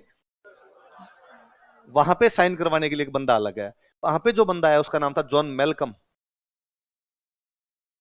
क्या नाम था बंदे का? John Malcolm. मेलकम का तो नहीं पूछा हुआ, पर मेटकॉफ का क्वेश्चन खूब बार पूछा हुआ है कि राजस्थान की रियासतों के साथ में संधियां करवाने के लिए जो बंदा आया था उस बंदे का नाम क्या था? किसकी तरफ से? और साउथ वाली रियासतों के साथ किसने की? John Malcolm. साउथ में कौन कौन सी?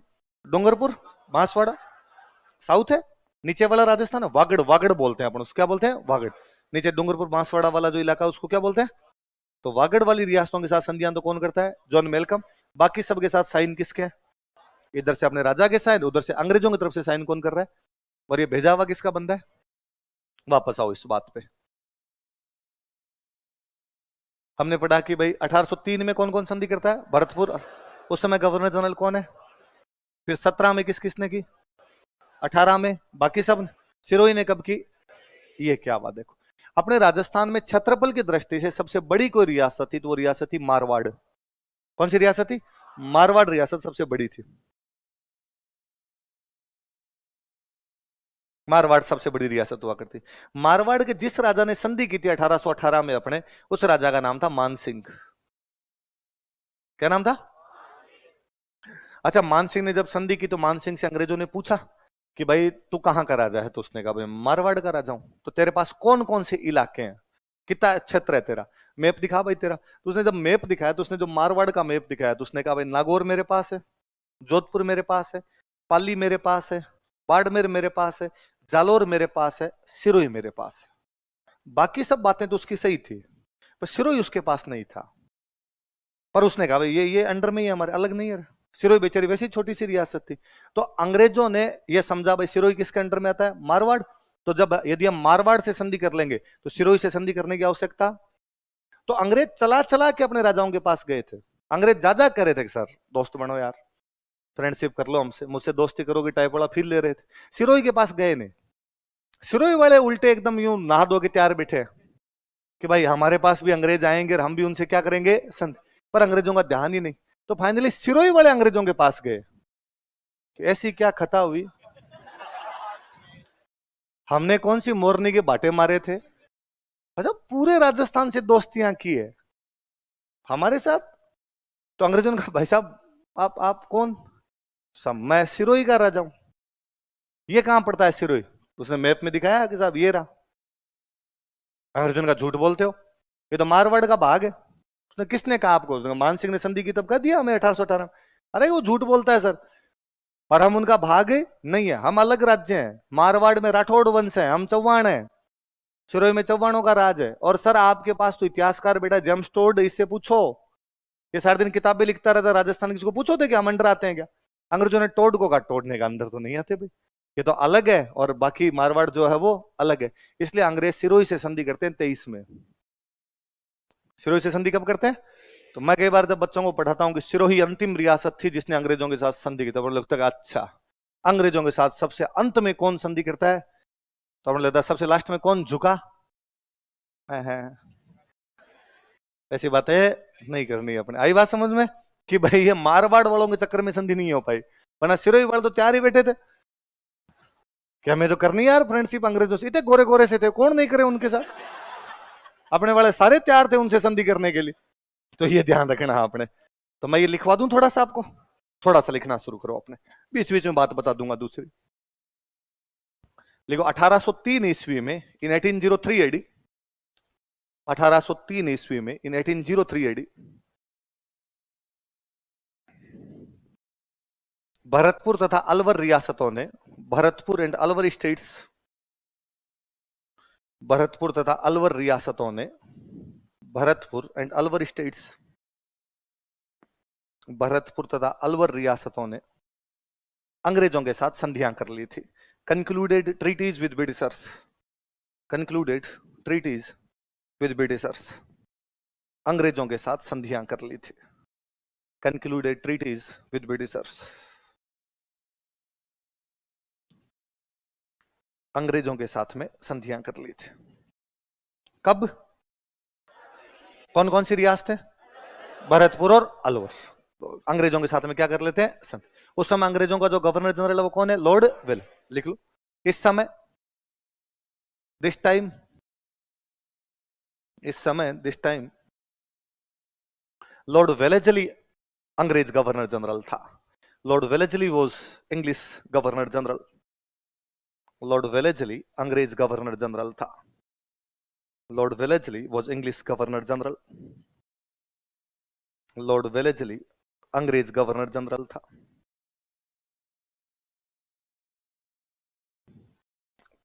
Lord Wellesley was English governor general. याद रह जाएगी बात? नीचे लाइन चेंज करके लिखना। 1817-18 ईस्वी में, इन 1870, इन 1817 18 एडी, 1817-18 ईस्वी में, इन 1817 18 एडी, 1817-18 ईस्वी में, इन 1817 18 एडी,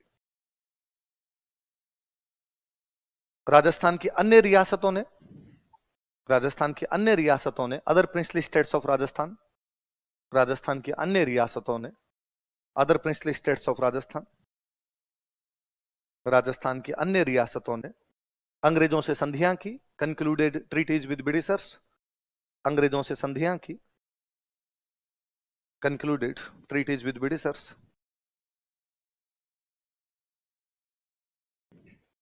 अंग्रेजों के साथ संधियां। ये उतार लो, ऐसा कैसा उतार लो, ये इधर वाला इतना इतना लिख लो ताकि आपके समझ में रहेगी। 17-18 में आगे डैश डैश करके छोड़ देना, मतलब बाकी सब, और 23 में आपका सिरोही।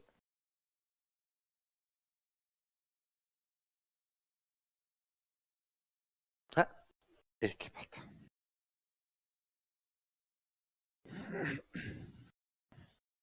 तो 17 में तो कौन कौन संधि कर रहा है अपना? करौली और कोटा। 18 में कौन कर रहे हैं? बाकी सारे। और सबसे लास्ट में कौन कर रहा था? सिरोही।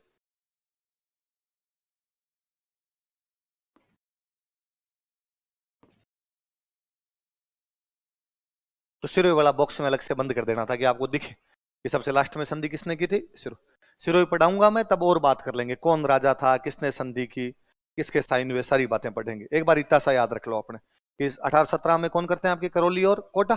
बाकी सारे कब कर लेते हैं अपने? 1818। और सिरोही कब करता है? 1823। अलग से बॉक्स में बंद कर लो। आगे लिखो। इस समय लॉर्ड हेस्टिंग्स अंग्रेज गवर्नर जनरल था। This time Lord Hastings was English governor general. इस समय लॉर्ड हेस्टिंग्स अंग्रेज गवर्नर जनरल था। This time Lord Hastings was English governor general. Lord Hastings अंग्रेज गवर्नर जनरल था। Lord Hastings was English governor general. Lord Hastings कौन था? अंग्रेज governor. संधियों पे साइन करवाने के लिए जो बंदा आया था वो कौन आया था? Charles Metcalfe. तो आप कह सकते हो कि वो गवर्नर जनरल का रिप्रेजेंटेटिव है, गवर्नर जनरल ने भेजा है ना। प्रतिनिधि, प्रतिनिधि समझते हो शब्द? रिप्रेजेंटेटिव। तो लिखो, इन संधियों के दौरान, ड्यूरिंग दिस ट्रीटीज, इन संधियों के दौरान, during this treaties, Charles Metcalfe अंग्रेजों का प्रतिनिधि था। Charles Metcalfe was English representative. Charles Metcalfe अंग्रेजों का प्रतिनिधि था। Charles Metcalfe was English representative.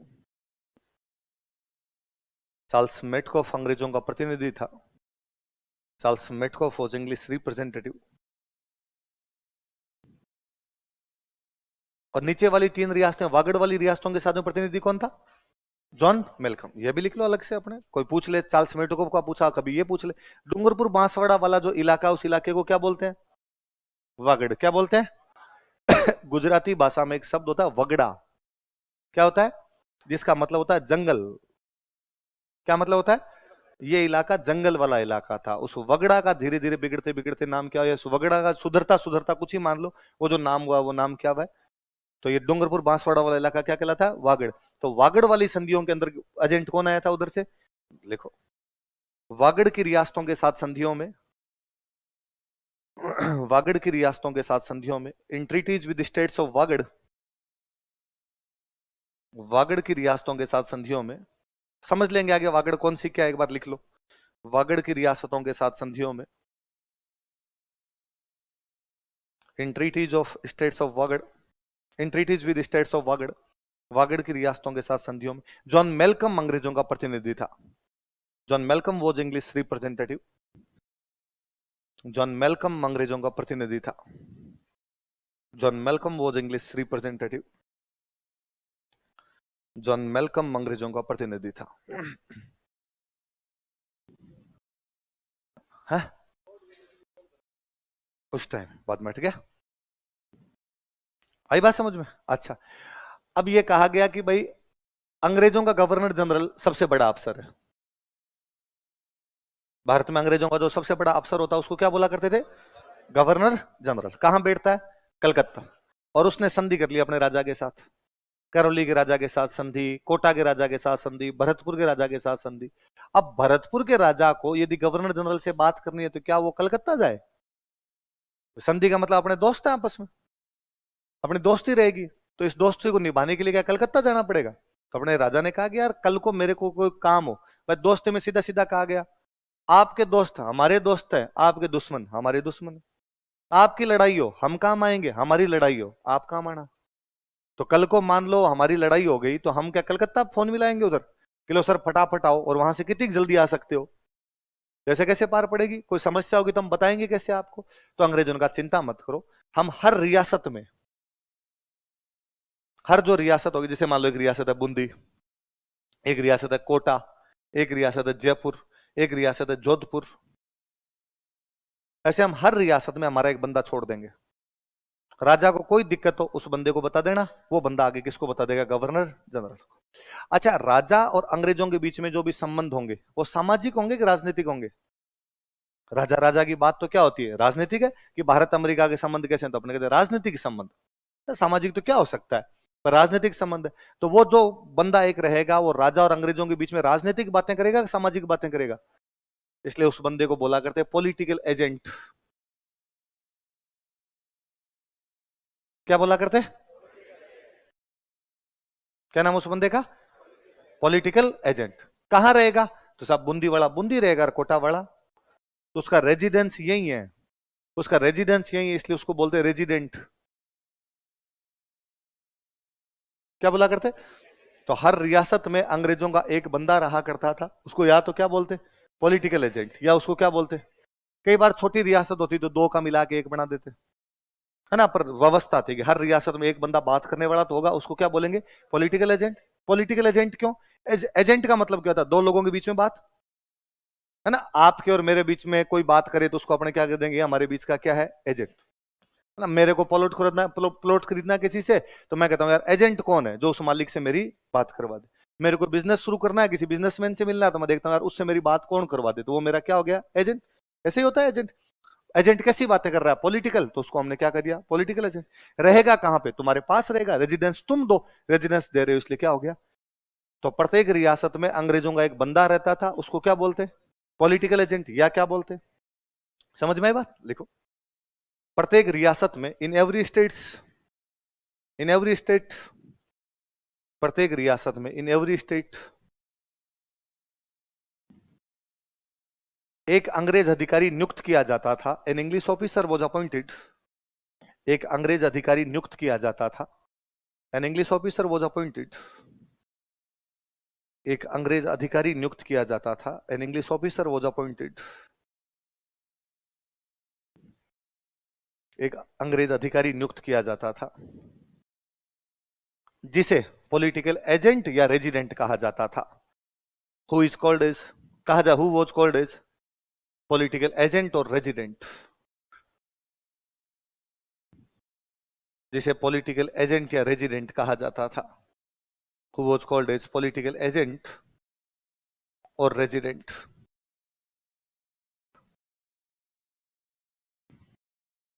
Political agent क्यों, पॉलिटिकल बातें करता है। रेजिडेंट क्यों, उसका रेजिडेंस वही, तो क्या क्या नाम पड़ गया उसका, या तो कह दो पॉलिटिकल एजेंट, या क्या कह दो, एक बूंदी में रह जाएगा, कोटा में रह जाएगा, जयपुर में रह जाएगा, जोधपुर में रह जाएगा। तो अब मान लो कोटा के राजा की बूंदी के राजा से कोई भी समस्या है, तो वो किसको बता देगा, कोटा वाला अपने पॉलिटिकल एजेंट को, बूंदी वाला अपने पॉलिटिकल एजेंट को। वो किसको बता देगा, गवर्नर जनरल को, और गवर्नर जनरल उसको कह देगा भाई क्या डिसीजन लेना, देख ले अपने हिसाब से। अब सिस्टम ये था कि भाई कोटा के राजा को यदि किसी से लड़ाई करनी है तो सीधी लड़ाई नहीं करेगा, उसकी तरफ से लड़ाई अंग्रेज करेंगे। संधि का मतलब क्या था कि कोटा को किसी से लड़ना है तो कोटा खुद नहीं लड़ेगा, उसकी तरफ से कौन लड़ेंगे। कोटा को किसी से संधि करनी है तो भी अंग्रेज, वो कोटा सीधा नहीं करेगा, उसकी तरफ से कौन करेंगे, अंग्रेज। मतलब कुल मिला के कहा गया कि अंदर के मामले राजा के, बाहर के मामले अंग्रेजों। कोटा के अंदर राजा किसको मंत्री बनाता है, किसको अधिकारी बनाता है, कितना टैक्स लेता है, कितना रेवेन्यू लेता है, ये राजा जाने, राजा का काम। कोटा की बूंदी के साथ क्या संबंध है, कोटा की जयपुर से क्या लड़ाई है, ये कौन देखेंगे, अंग्रेज। इंटरनल अफेयर राजा, एक्सटर्नल अफेयर अंग्रेज। अब कोटा को यदि बूंदी से लड़ना है मान लो, तो कोटा की तरफ से कौन लड़ेंगे, अंग्रेज। बूंदी की तरफ से भी कौन लड़ेंगे, अंग्रेज। जयपुर को जोधपुर से लड़ना है तो जयपुर की तरफ से कौन लड़ेंगे, अंग्रेज। जोधपुर की तरफ से कौन लड़ेंगे, अंग्रेज। वो आपस में क्यों लड़ेंगे, इसलिए अंग्रेजों के आने के बाद राजस्थान में युद्ध बंद हो गए। अंग्रेजों के आने के बाद राजस्थान में युद्ध इस दृष्टि से गोल्डन एरा है, सुख पाए लोग, लड़ाइयां बंद हुई। वो बिठा के समझा देते क्यों लड़ रहे होते, बिजनेस बिजनेस करो यार, आईएएस वाईएएस बनो, क्या पड़ा है, लड़ाई वड़ाई करने में कुछ भी पड़ा नहीं है। तो वो बाद में यूं लड़ाइयां सुलझा दिया करते थे। तो अंग्रेजों के आने के बाद अपने राजस्थान में युद्ध, हम पढ़ेंगे तो पढ़ेंगे, कोई बीकानेर जैसलमेर के बीच में जरूर छोटी सी कोई झड़प हो गई थी, इसके अलावा उन्होंने कोई युद्ध अपने 1818 के बाद राजस्थान में होने। तो एक बंदा उनका हमेशा यहाँ पे रहता, वो क्या होता था, पॉलिटिकल एजेंट। अच्छा, अंग्रेजों ने अपने राजस्थान में संधियां नहीं की थी, वो पूरे भारत में कर गए। पूरे भारत में छोटे मोटे भी ले दे के 500 से ज्यादा राजा थे, 550 के आसपास राजा। कितने राजा थे, साढ़े। तो 550 राजा, तो पॉलिटिकल एजेंट भी कितने हो गए, 550। ये पॉलिटिकल एजेंट किस किस के बीच के एजेंट है, राजा और गवर्नर जनरल। राजा की बात गवर्नर जनरल को पहुंचाओ और गवर्नर जनरल की बात किसको पहुंचाओ। अब मान लो 500, मैं कहता हूं 500 भी ले लो आप तो मोटे मोटे की, 500 पॉलिटिकल एजेंट है, तो 500 पॉलिटिकल एजेंट किससे मिलने के लिए जाएंगे, गवर्नर जनरल से। यदि एक महीने में बांटा जाए उनको तो डेली 20-25 दिन काम किए हुए, 4-5 दिन तो छुट्टियां ही हो गई, कोई संडे वनडे निकल गए, 25 दिनों में 20-20 ही गए, तब जाके 500 का नंबर आया।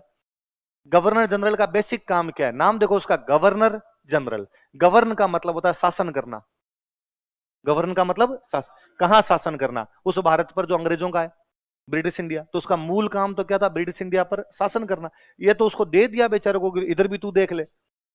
तो उसने कहा ये देखूं कैसे, मैं बंगाल संभालूं, बिहार संभालूं, सिक्किम देखूं, या साउथ इंडिया देखूं, पंजाब देखूं, या मैं पटियाला वाले से बात करूं, भोपाल वाले से बात करूं, जोधपुर वाले से बात करूं, कोटा वाले से बात करूं, हैदराबाद से बात करूं, त्रावणकोर से बात करूं, ये कब देखूं मैं काम। मतलब ये दिल्ली यूं 20-20 आदमी आएंगे तो अपनी तो पार नहीं पड़े। तो बाद में कहा गया एक थोड़ा फिल्टर लगाते हैं बीच के अंदर। रेजिडेंट तो कहां बैठा है, पॉलिटिकल एजेंट का दो। तो अब के बाद एक तो पॉलिटिकल एजेंट जब भी लिखो तब इसको लिखना पीए। क्या लिखोगे? पी। अच्छा, पॉलिटिकल एजेंट, पॉलिटिकल एजेंट जाके सूचना किसको देता है? गवर्नर। तो इनके बीच में एक फिल्टर लगाओ, इसको क्या बोलते हैं? Resident. Resident of Bundi, resident of Kota, resident of Jodhpur, resident of Bikaner, resident of Jaisalmer. तो कहा ये सारे रेजिडेंट के ऊपर एक रेजिडेंट बना दो, जिसको बोल दो रेजिडेंट ऑफ राजपूताना। क्या बोल दो? रेजिडेंट फॉर राजपूताना बोलते। Resident for. ये कहां बैठेगा भाई? तो कहा ये दिल्ली। इसको कहां बिठा दो? इसलिए राजस्थान वाले सारे रेजिडेंट जाके किसको सूचना देंगे? Resident for Rajputana. Resident for Rajputana जाके सूचना किसको देगा? अब राजस्थान में ले देंगे, छोटे मोटे करते भी ना करते 20 राजा थे, तो 20 राजाओं के ऊपर एक रेजिडेंट बना दिया। ऐसे 500 राजाओं पे रेजिडेंट कितने बन गए? मान लो 25। अब 25 आदमी गवर्नर जनरल से जाके मिलेंगे तो दिल्ली का एक। अब थोड़ा ठीक है मामला। तो अपने राजस्थान के ऊपर हर रियासत में एक रेजिडेंट था, फिर इन रेजिडेंटों के ऊपर एक नया बनाया गया, वो कौन था? रेजिडेंट फॉर राज। और अपना जो ये पहला रेजिडेंट फॉर राजपूताना था, इस बंदे का नाम था डेविड ऑक्टरलोनी। क्या नाम है इस बंदे का? क्या नाम बताओ देखे। तो कोई पूछे कि पहला रेजिडेंट फॉर राजपूताना कौन था, तो कौन था? David Ochterlony. इसका हेडक्वार्टर कहां होता था? समझ में आई बात? रेजिडेंट फॉर राजपूताना का मतलब क्या हुआ? पूरे राजस्थान, पूरे राजस्थान का रेजिडेंट। अलग अलग रियासतों के अलग अलग मैंने लिखा है, देखो प्रत्येक रियासत में वो अलग है, पूरे राजस्थान वाला अलग है। प्रत्येक रियासत वाला कहां रहेगा? रियासत में। पूरे राजस्थान वाला कहां रहेगा? लिखो। डेविड ऑक्टरलोनी राजस्थान का पहला रेजिडेंट फॉर राजपूताना था। तब अपने राजस्थान को राजपूताना ही बोलते। डेविड ऑक्टरलोनी प्रथम रेजिडेंट फॉर राजपूताना था। David Ochterlony was first resident for Rajputana. David Ochterlony प्रथम रेजिडेंट फॉर राजपूताना था। David Ochterlony was first resident for Rajputana. Rajasthan का डेविड ऑक्टरलोनी प्रथम रेजिडेंट फॉर राजपूताना था, was first resident for Rajputana,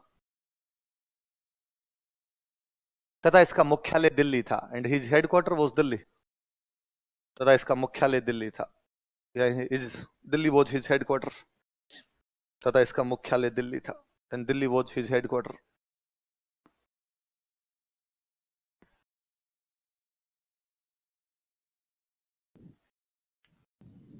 मुख्यालय कहां पर था? अच्छा, अब क्या व्यवस्था हो गई? अब व्यवस्था यह है कि सबसे नीचे तो है पॉलिटिकल एजेंट। पॉलिटिकल एजेंट के ऊपर कौन है? Resident for Rajputana. और इसके ऊपर कौन है? गवर्नर। फिर किसी ने कहा यार ये भी रेजिडेंट, ये भी रेजिडेंट, ये तो नाम एक जैसे हो रहे हैं यार तुम्हारे। फिर दूसरा, राजस्थान का रेजिडेंट रहता कहां पे? दिल्ली। क्या राजस्थान का रेजिडेंट तो राजस्थान में रहे ना? वापस वही समस्या तुमने कर दी कि इनको बातचीत करने के लिए कहां जाना पड़ता है? दिल्ली। तो 1832 में अंग्रेजों का एक गवर्नर जनरल हुआ करता, लॉर्ड विलियम बेंटिक। कौन का गवर्नर जनरल है? Lord William Bentinck. कब की बात है? वो अपने अजमेर आता है। वो कहां पर आता है? अजमेर में दरबार लगाता है, एक अजमेर में कोर्ट लगाता है, सारे राजाओं को बुलाता है कि लो भाई आओ, मैं खुद आया हुआ हूं इस बार, तो देखो गवर्नर जनरल खुद ही आ गया, तुमसे बातचीत करते हैं, बताओ भाई क्या समस्या। सबने समस्या बताई कि साहब एक तो बातचीत करने के लिए दिल्ली जाना पड़े। फिर अंग्रेजों को लग ही रहा था कि यार ये भी रेजिडेंट, ये भी रेजिडेंट। तो कहा गया आज के बाद इसको रेजिडेंट फॉर राजपूताना नहीं कहेंगे। ये किसको बात करता है? किससे जाके बात करता है? Governor general. इसका मतलब किसका एजेंट है? गवर्नर जनरल का। तो ये गवर्नर जनरल का एजेंट है, तो आज के बाद इसको कहेंगे एजेंट टू गवर्नर जनरल। क्या कहेंगे इसको? Agent to governor. तो नाम पड़ा एजीजी। क्या नाम पड़ा? और आज के बाद ये दिल्ली नहीं रहेगा भाई, आज के बाद ये रहेगा अजमेर। कहां रहेगा? ऐसी घोषणा कब की गई? तो 1832 में अंग्रेजों का हेडक्वार्टर राजस्थान में कौन सा बन गया? अजमेर। पूरे राजस्थान के लिए क्या बना दिया गया? और ये जो पहला एजीजी बनाया गया आपने, इस बंदे का नाम था अब्राहम लॉकेट। क्या नाम था इस बंदे का? तो अब्राहम लॉकेट कौन था राजस्थान का? पहला। क्या फुल फॉर्म होती है एजीजी की? एजेंट टू गवर्नर जनरल का एजेंट, वो है तो एजेंट ही, सीधा सीधा बात समझ में आ रही। अब इसका मतलब हर रियासत में तो कौन है? Political agent. पूरे राजस्थान का कौन है? एजीजी। और पूरे भारत का कौन है? सबसे ऊपर जीजी, फिर एजीजी, फिर कौन हो गया? याद आ जाएगी बात आपकी? लिखो थोड़ा सा। 1832 ईस्वी में, इन 1832 एडी, 1832 ईस्वी में, इन 1832 एडी, अजमेर में एजीजी मुख्यालय बनाया गया। AGG headquarter was established eight Ajmer. Ajmer में एजीजी मुख्यालय बनाया गया। AGG headquarter was established in Ajmer. Ajmer में एजीजी मुख्यालय बनाया गया। AGG headquarter was established eight Ajmer. Ajmer में क्या बनाया गया? एजीजी मुख्य। नीचे एक लाइन लिखो। अब्राहम लॉकेट राजस्थान का पहला एजीजी था। Abraham locket was first AGG of Rajasthan. Abraham locket Rajasthan का पहला एजीजी था। Abraham locket was first AGG of Rajasthan. Abraham locket Rajasthan का पहला एजीजी था। अब्राहम लॉकेट क्या था? राजस्थान का पहला एजीजी। कहां पे रहेगा एजीजी? आज राजस्थान में गर्मी पड़े भयंकर वाली, अपने तापमान गर्मियों में 55 डिग्री चला जाता है। ढंके भले गोरे की भाफड़ बढ़ गई बेचारे की, तो उनको लगा यार भाफड़ समझते हो ना, वरना मैं कई बार बोल देता हूँ भाफड़ बढ़ गई, स्टूडेंट को लगता है ये क्या बाढ़ दी है ना, भाफड़ मतलब आई बुरो है ना। तो अंग्रेजों को बेचारों को गर्मी लगी, तो अंग्रेजों ने पूछा कि कोई जगह तो होगी जहां ठंड हो तुम्हारे, ऐसे यार इस जगह पे कैसे रहा जा सकता है, तो अपने ठंडी जगह ले दे गई थी आबू। कौन सी थी? तो उनका वहां चलो रे मरने दो इस अजमेर को। तो 1845 के अंदर एजीजी अपना हेडक्वार्टर कहां पे ले गया? अब। हालांकि कहा यह था कि थोड़े दिन रहेंगे अजमेर, और थोड़े दिन कहां रहेंगे? अब लिखो। 1845 ईस्वी में, इन 1845 एडी, 1845 ईस्वी में, इन 1845 एडी, एजीजी मुख्यालय आबू भेज दिया गया। AGG headquarter was shifted to Abu. AGG मुख्यालय आबू भेज दिया गया। AGG headquarter was shifted to Abu.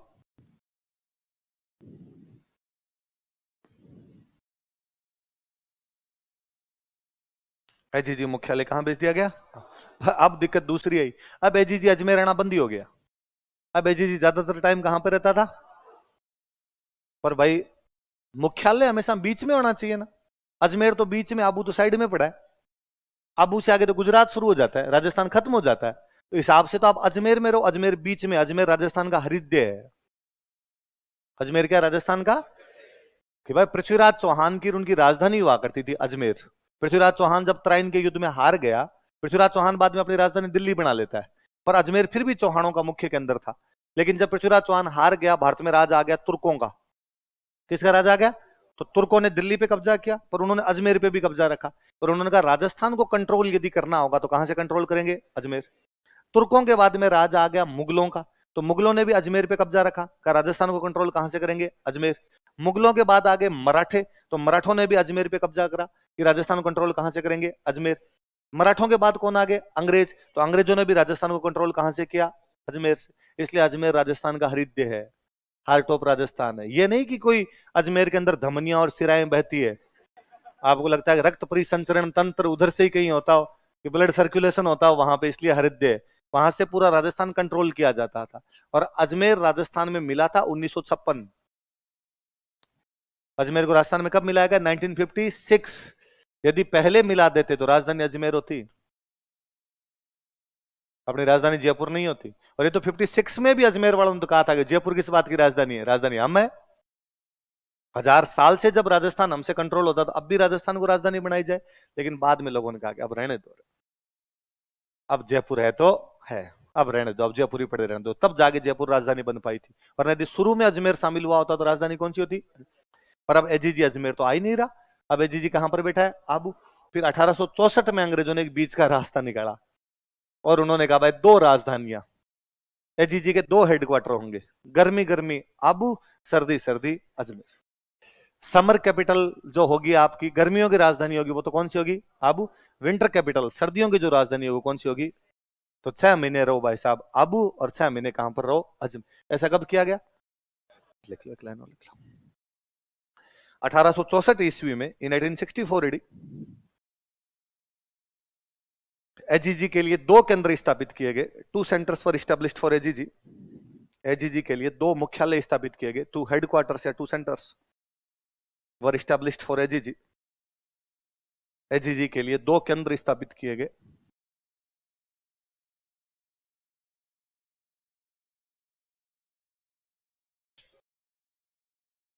लिख लो, आबू और अजमेर। लिख लो, ग्रीष्मकालीन राजधानी और शीतकालीन राजधानी। समर कैपिटल और विंटर कैपिटल।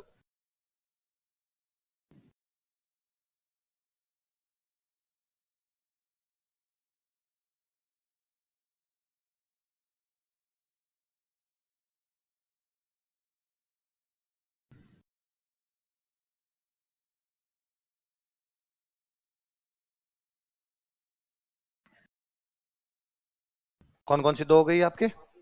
आबू और अजमेर। ग्रीष्मकालीन राजधानी तो कौन सी हो गई? आबू। और शीतकालीन राजधानी कौन सी हो गई?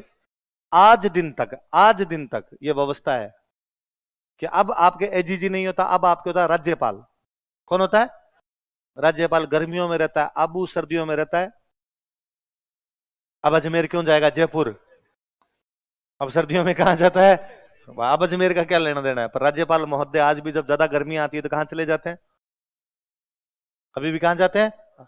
वैसे भी हमने कहा कहीं जाओ ना, राज्यपाल का कोई काम तो होता नहीं, और कहीं भी घूम के आना था, आवाज जाओ यार, जयपुर बैठे बैठे भी क्या ही करोगे आप बाद में? भाई पावर तो सारी अपने किसके पास होती है? सीएम। तो हमने राज्यपाल को कह रखा है कि जा सिमरन जी ले अपनी जिंदगी, तू मजे कर अपने, आबू रहन अजमेर रहन, जहां महोदय आपको घूमना हो वहां जाग। तो ये व्यवस्था कब की गई? 1800। ये अंग्रेजों का सिस्टम है राजस्थान में कि अपने राजस्थान के साथ उनके क्या रिलेशन थे, वो रिलेशन कब स्टेब्लिश हुए, और अपने राजस्थान को कौन से अधिकारियों के माध्यम से कंट्रोल किया जाता था। याद रहेगा कि हर रियासत में अंग्रेज अपना एक अधिकार रखते, उसको तो क्या बोलते? Political agent. उसके बाद में पूरे राजस्थान पे एक बनाते, उसको क्या बोलते? ए जी जी। और पूरे भारत का होता क्या होता? जी जी। तो जी जी का एजेंट ए जी जी, ए जी जी का एजेंट पॉलिटिकल एजेंट। आगे बात समझे? तो सबसे ऊपर जी जी, फिर ए जी जी, फिर कौन सा? तो याद रहेगा ये वाला जो सिस्टम है बीच में आपका। अच्छा, जी जी, जी जी नाम पे आप कौन सी आती है? जी जी किसको कहते हो? हाँ, ये अलवर भरतपुर वालों का चक्कर अलग है। अलवर भरतपुर वाले दादी को कहते हैं जी जी। इसलिए अलवर भरतपुर वालों के ब्लड रिलेशन वाले क्वेश्चन कभी सही नहीं होते, क्योंकि रीजनिंग में ब्लड रिलेशन इनका गड़बड़ाया हुआ है। ये दादी को जी जी बोलते हैं, फिर उधर आ जाए कि उसने अपनी जीजी को कहा तो इनको लगता दादी को कहा। आप बाकियों, अब बाकी सब किसको कहते हो? बहन। जो बड़ी बहन होती है उसको क्या बोलते हो? अच्छा, या जीजी तो गांव का नाम हो गया, वैसे अपने क्या बोलने लगे? दीदी। दीदी क्यों कहते हैं बड़ी बहनों को? है, बड़ी होती है इसलिए दीदी है। क्यों कहते हैं दीदी? है, क्या कारण है भाई दीदी? भाई अपने संस्कृत में तो कोई नाम था, वो था भगिनी। भगिनी। अपने बहन को क्या बोला करते थे? भगिनी। तो अपने तो ज्येष्ठ भगिनी और कनिष्ठ भगिनी होना चाहिए। दीदी कहां से आ गया? कश्मीर में एक रानी हुए थे दिद्दा। कौन रानी हुए थे? रानी दिद्दा हुए थे। रानी दिद्दा अपनी जनता से वैसे ही प्यार किया करती थी जैसे कोई बहन अपने भाइयों से करती है। इसलिए हमने बहनों को कहना शुरू किया दिद्दा। बहनों क्या कहना शुरू किया? दिद्दा दिद्दा दिद्दा दिद्दा करते करते धीरे धीरे आगे दीदी, और दीदी से आजकल लड़कियां आ गई दी। और लड़कियों तुम्हें पाप लगेगा, पाप। मुझे लगता है थोड़े दिनों में तुम दी से आओगी दै। तुम बात है कि दै तुम इधर आओ, दै तुम उधर जाओ। इतने भी क्या शॉर्टकट अपनाने कि दीदी नहीं बोला जाए, दी पे आ गई। तो अब दै पे मत आ जाना प्लीज। तो दिद्दा से दीदी, दीदी को अपने उधर लेके गए तो अपने क्या बना लिया उसका? जीजी। क्या बना लिया? और मुझे तो कई बार वो लगता है कि कई उन तो दीदा से बनाया दीदी, दीदी से गए जीजी पे, कई और ही थोड़ा शॉर्टकट करके दीदा से सीधे सीधे चले गए जीजा। इसलिए बहन को जीजा भी कहते हैं। तो बाद में कोई कह दे, आपको हो सकता है कि आपके साथ वाला कोई कहे कि मेरे जीजा आई हुई है, आपको लगा आई हुई कैसे है ना? तो राजस्थान है साहब, रंग रंगीला राजस्थान है, अलग अलग चीजें हैं। तो अब अपने क्रांति की बात करते हैं लो इसके बाद। अच्छा, क्रांति एक नॉर्मल, कभी थोड़ी बहुत बात सुनियो कि क्रांति फौजियों ने की थी। क्रांति की शुरुआत किसने की थी? सैनिकों ने की थी। हुआ क्या था कि अंग्रेज भारत के अंदर एक बंदूक यूज में लिया करते थे, ब्राउन बेस। कौन सी बंदूक थी? और इसकी जगह एक नई राइफल लेके आए थे, एनफील्ड। एक नई बंदूक को, पहले बंदूक कौन सी हुआ करती थी? Brown base. एक नई बंदूक कौन सी लेके आए? एनफील्ड। इस एनफील्ड बंदूक में जब कारतूस डालते, उन कारतूस को पहले मुंह से हटाना पड़ता था, दांतों से खींचना पड़ता। जैसे होता है अपने एक ढक्कन होते हैं, जैसे मान लो इस पे ये लगा हुआ, अलग से लगा हुआ इसका ढक्कन, बंद हो गया। अब इसका कॉर्क, कॉर्क लगा होता था, तो ये दांत से आप झटका देते तो खुल जाता। जैसे आप कोका कोला की बोतल वाला मान लो, वैसा। तो ये थोड़ा टाइट होता है, वो इतना टाइट नहीं होता, और जैसे दांत का झटका देते वो उछल जाया करता था। उसकी क्या चिकनाई लगी होती है, ग्रीस ग्रीस लगा होता था, तो जल्दी से निकल जाता। तो नए कारतूस आए, नई बंदूक, नए कारतूस। फौजियों को नई बंदूक मिली, नए कारतूस मिले, फौजी धड़ाधड़ कॉर्क हटा हटा के डाल रहे थे। तब किसी ने आगे कहा कि ये तुम्हें पता रहता जल्दी क्यों हट जाता है? क्यों, किस बात पे जल्दी हट जाता है? तो ये जो चिकनाई है ना इसके चारों तरफ, जो ग्रीस है ना, ये गाय और सुअर की चर्बी है। किसकी चर्बी है? ये क्यों लगाई कि साहब सीधा सा मतलब है, हिंदू यदि गाय खा लेगा तो किस बात का हिंदू? मुसलमान यदि सूअर खा लेगा तो किस बात का मुसलमान? गाय हिंदुओं के लिए पवित्र है, सूअर मुसलमानों के लिए अपवित्र है, ध्यान रखना। उधर पवित्र मत बोल देना आपको भी, है ना। तो मुसलमानों के लिए सूअर अपवित्र और गाय हिंदुओं के लिए पवित्र। यदि इनका कोई मांस खा ले तो हिंदू हिंदू नहीं बचेगा और मुसलमान मुसलमान। अब यदि कोई हिंदू हिंदू नहीं बचा तो फिर और कोई कोचिंग ज्वाइन करनी पड़ेगी। और वो अगली दुकान ईसाई थे। अगली दुकान कौन थे? तो कहा अंग्रेज पूरे भारत को ईसाई बनाना चाहते हैं, और पूरे भारत को ईसाई बनाने के लिए सीधा सा उनका तरीका है कि पहले पूरी सेना को बना दो। पूरी फौज जब ईसाई बन जाएगी तो फौज के दम पर पूरे भारत को भी बना लिया जाएगा। इसलिए पूरे भारत को, पूरी सेना को ये क्या बनाना चाहते हैं? ईसाई। तो इस बात के खिलाफ सबसे पहले बंगाल में एक छावनी पड़ती थी, बैरकपुर। कौन सी छावनी थी? और वहां पर एक फौजी था, 34th इन्फेंट्री थी, पैदल सेना की टुकड़ी थी, उसका एक फौजी था मंगल पांडे। क्या नाम था? मंगल पांडे नाम के एक फौजी थे, और उन मंगल पांडे नाम के फौजी ने क्रांति कर दी। तो सबसे पहले कोई बंदा क्रांति करने वाला था, वो बंदा कौन था? कौन सी छावनी के अंदर? बैरकपुर की छावनी के अंदर मंगल पांडे। मंगल पांडे ने अपने अफसरों को कहा कि मैं इन कारतूसों का प्रयोग नहीं करूं। फौज के अंदर आप अफसर को मना नहीं कर सकते, कहा इसको गिरफ्तार किया जाए। उसने फायरिंग कर दी, हाथों हाथ मंगल पांडे को गिरफ्तार कर लिया गया। गिरफ्तार करके मंगल पांडे को फांसी लगा दी गई। 29 मार्च के आसपास उन्होंने ये किया था, 8 अप्रैल के आसपास उनको क्या लगा दी गई? फांसी। हाथों हाथ वहीं से ऑन द स्पॉट ही पकड़ लिए गए थे और फांसी लगा दी गई। मंगल पांडे का रोल इतना ही है। ये मेरे कभी नहीं समझ में आया था कि आमिर खान ने 3.5 घंटे की मूवी बनाई कैसे, कि मंगल मंगल करते मंगल पांडे घूम रहे हैं इधर। मंगल पांडे 29 मार्च को गोली चलाते हैं, पकड़ लिए जाते हैं, 8 अप्रैल को मंगल पांडे क्या लगा दी जाती है। पर क्रांति का सबसे पहले हीरो यदि कोई था तो वो अपने कौन थे?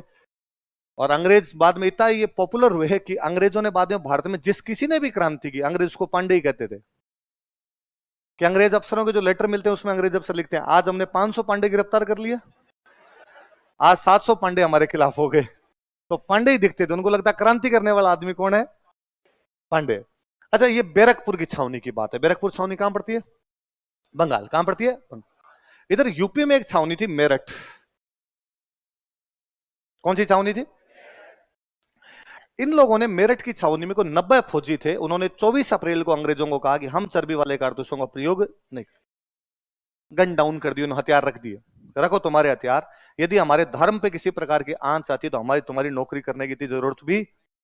वही फौज के अंदर आप इस प्रकार से विरोध नहीं कर सकते। कोर्ट मार्शल हुआ, उन सबको कोर्ट मार्शल किया गया। कोर्ट मार्शल के बाद 9 मई को जजमेंट आया, और जजमेंट के अंदर कहा गया कि 85 लोग दोषी है, इनको सजा दी जाए।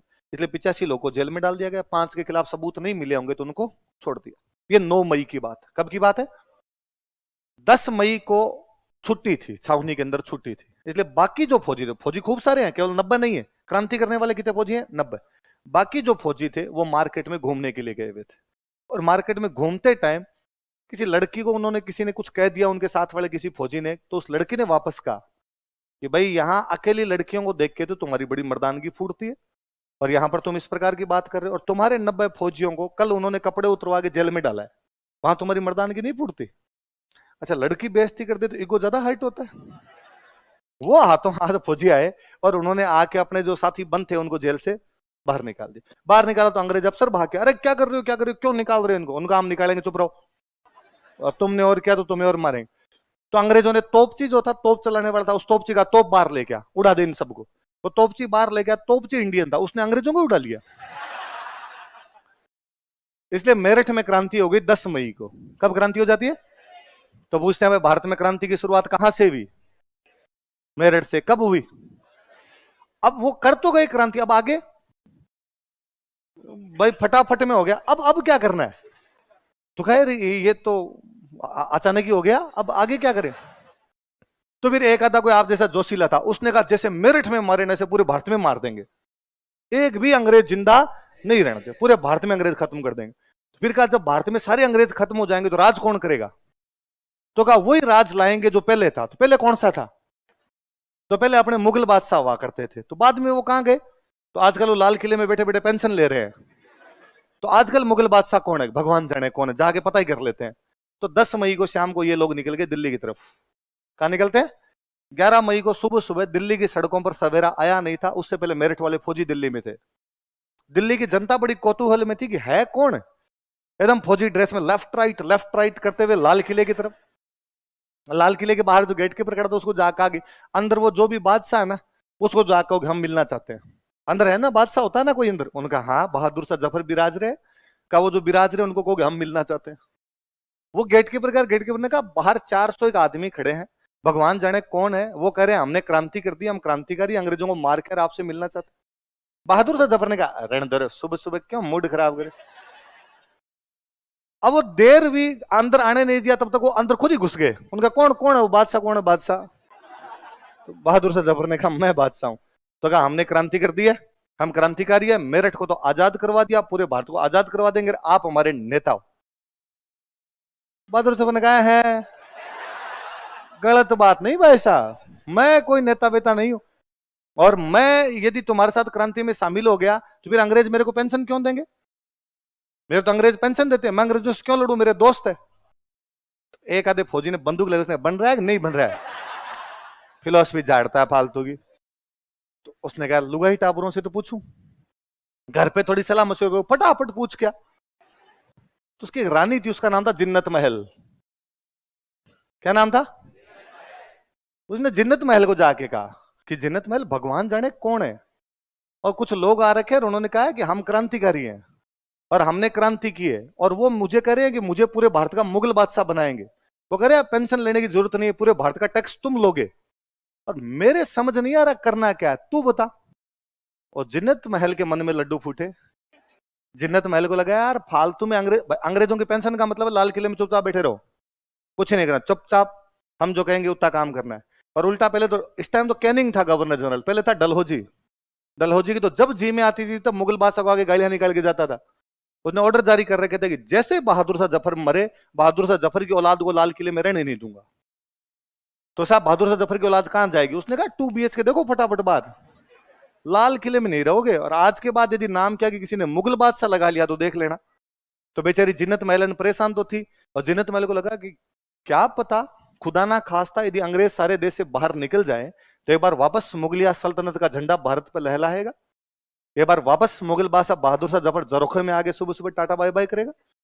मुगल बादशाह झरोखा दर्शन दिया करते, जनता सुबह सुबह देखने के लिए आया करती थी मुगल बादशाह को, और जब मुगल बादशाह झरोखा दर्शन देंगे तब मैं साथ में और बैठे रहूंगी, मैं मलिकाए हिंदुस्तान मैं बनूंगी।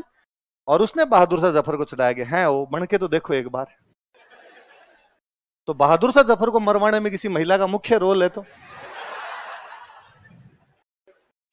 तो ये व्यक्ति की सफलता में महिलाओं का हाथ होता है, इसका उल्टा भी उतना ही सत्य है, असफलताओं में भी महिलाओं का खूब बड़ा हाथ रहा है।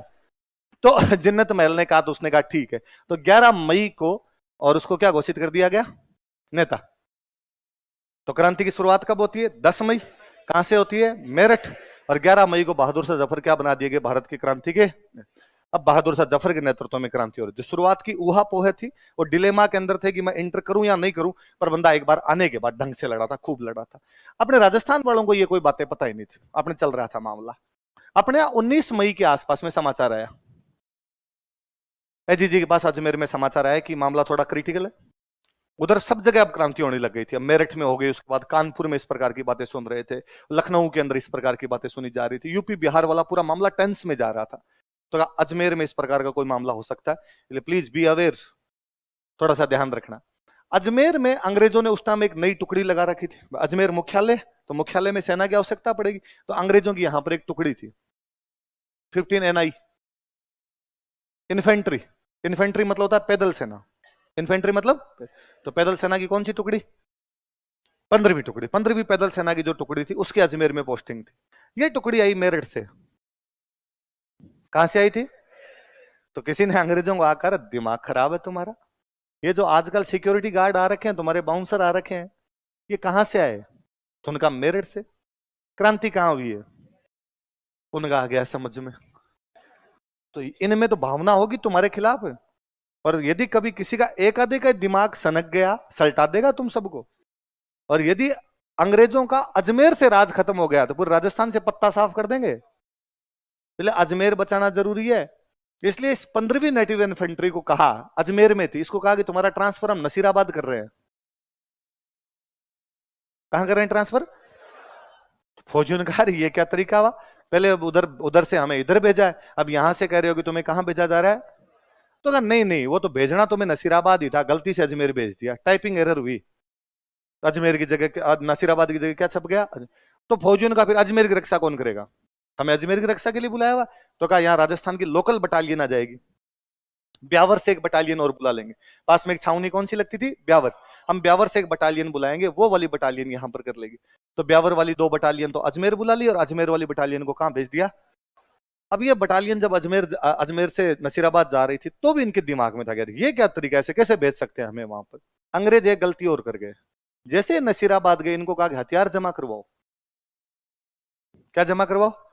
अब इनका दिमाग खराब होना शुरू हुआ, क्या हथियार जमा क्यों, किस बात के हथियार जमा करवाए? कहा नहीं नहीं, बस यूं रूटीन के लिए। तुम क्या करोगे हथियार लेके? यूं ही अपने पैरा दे लो इधर। और वहां ऑलरेडी वहां पर एक टुकड़ी और थी, बॉम्बे लेसर्स। कौन सी टुकड़ी है पहले वहां पर? बॉम्बे लांसर्स नाम की एक टुकड़ी और है। इस टुकड़ी को कहा कि तुम हथियार भर के तैयार रखो। तो नसीराबाद वालों को डाउट कि अपने से तो हथियार रखवा रहे हैं, और बॉम्बे वाले हम कह रहे हैं कि हथियार भर के तैयार रखो, इसका मतलब भरे हुए हथियार अपने खिलाफ काम आएंगे।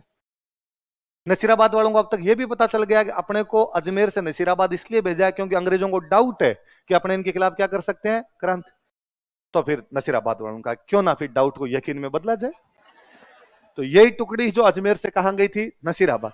28 मई को नसीराबाद में क्रांति करती है। तो राजस्थान में क्रांति की शुरुआत कब होती है? कहां पे? कौन सी इन्फेंट्री? 15वीं नेटिव इन्फेंट्री। कौन सी इन्फेंट्री थी? याद रहेगी बात? कल पढ़ेंगे, आज इतना ही। अब अगली क्लास होगी, 10-15 मिनट का गैप है, 15 मिनट बाद अगली क्लास हो जाएगी आपकी।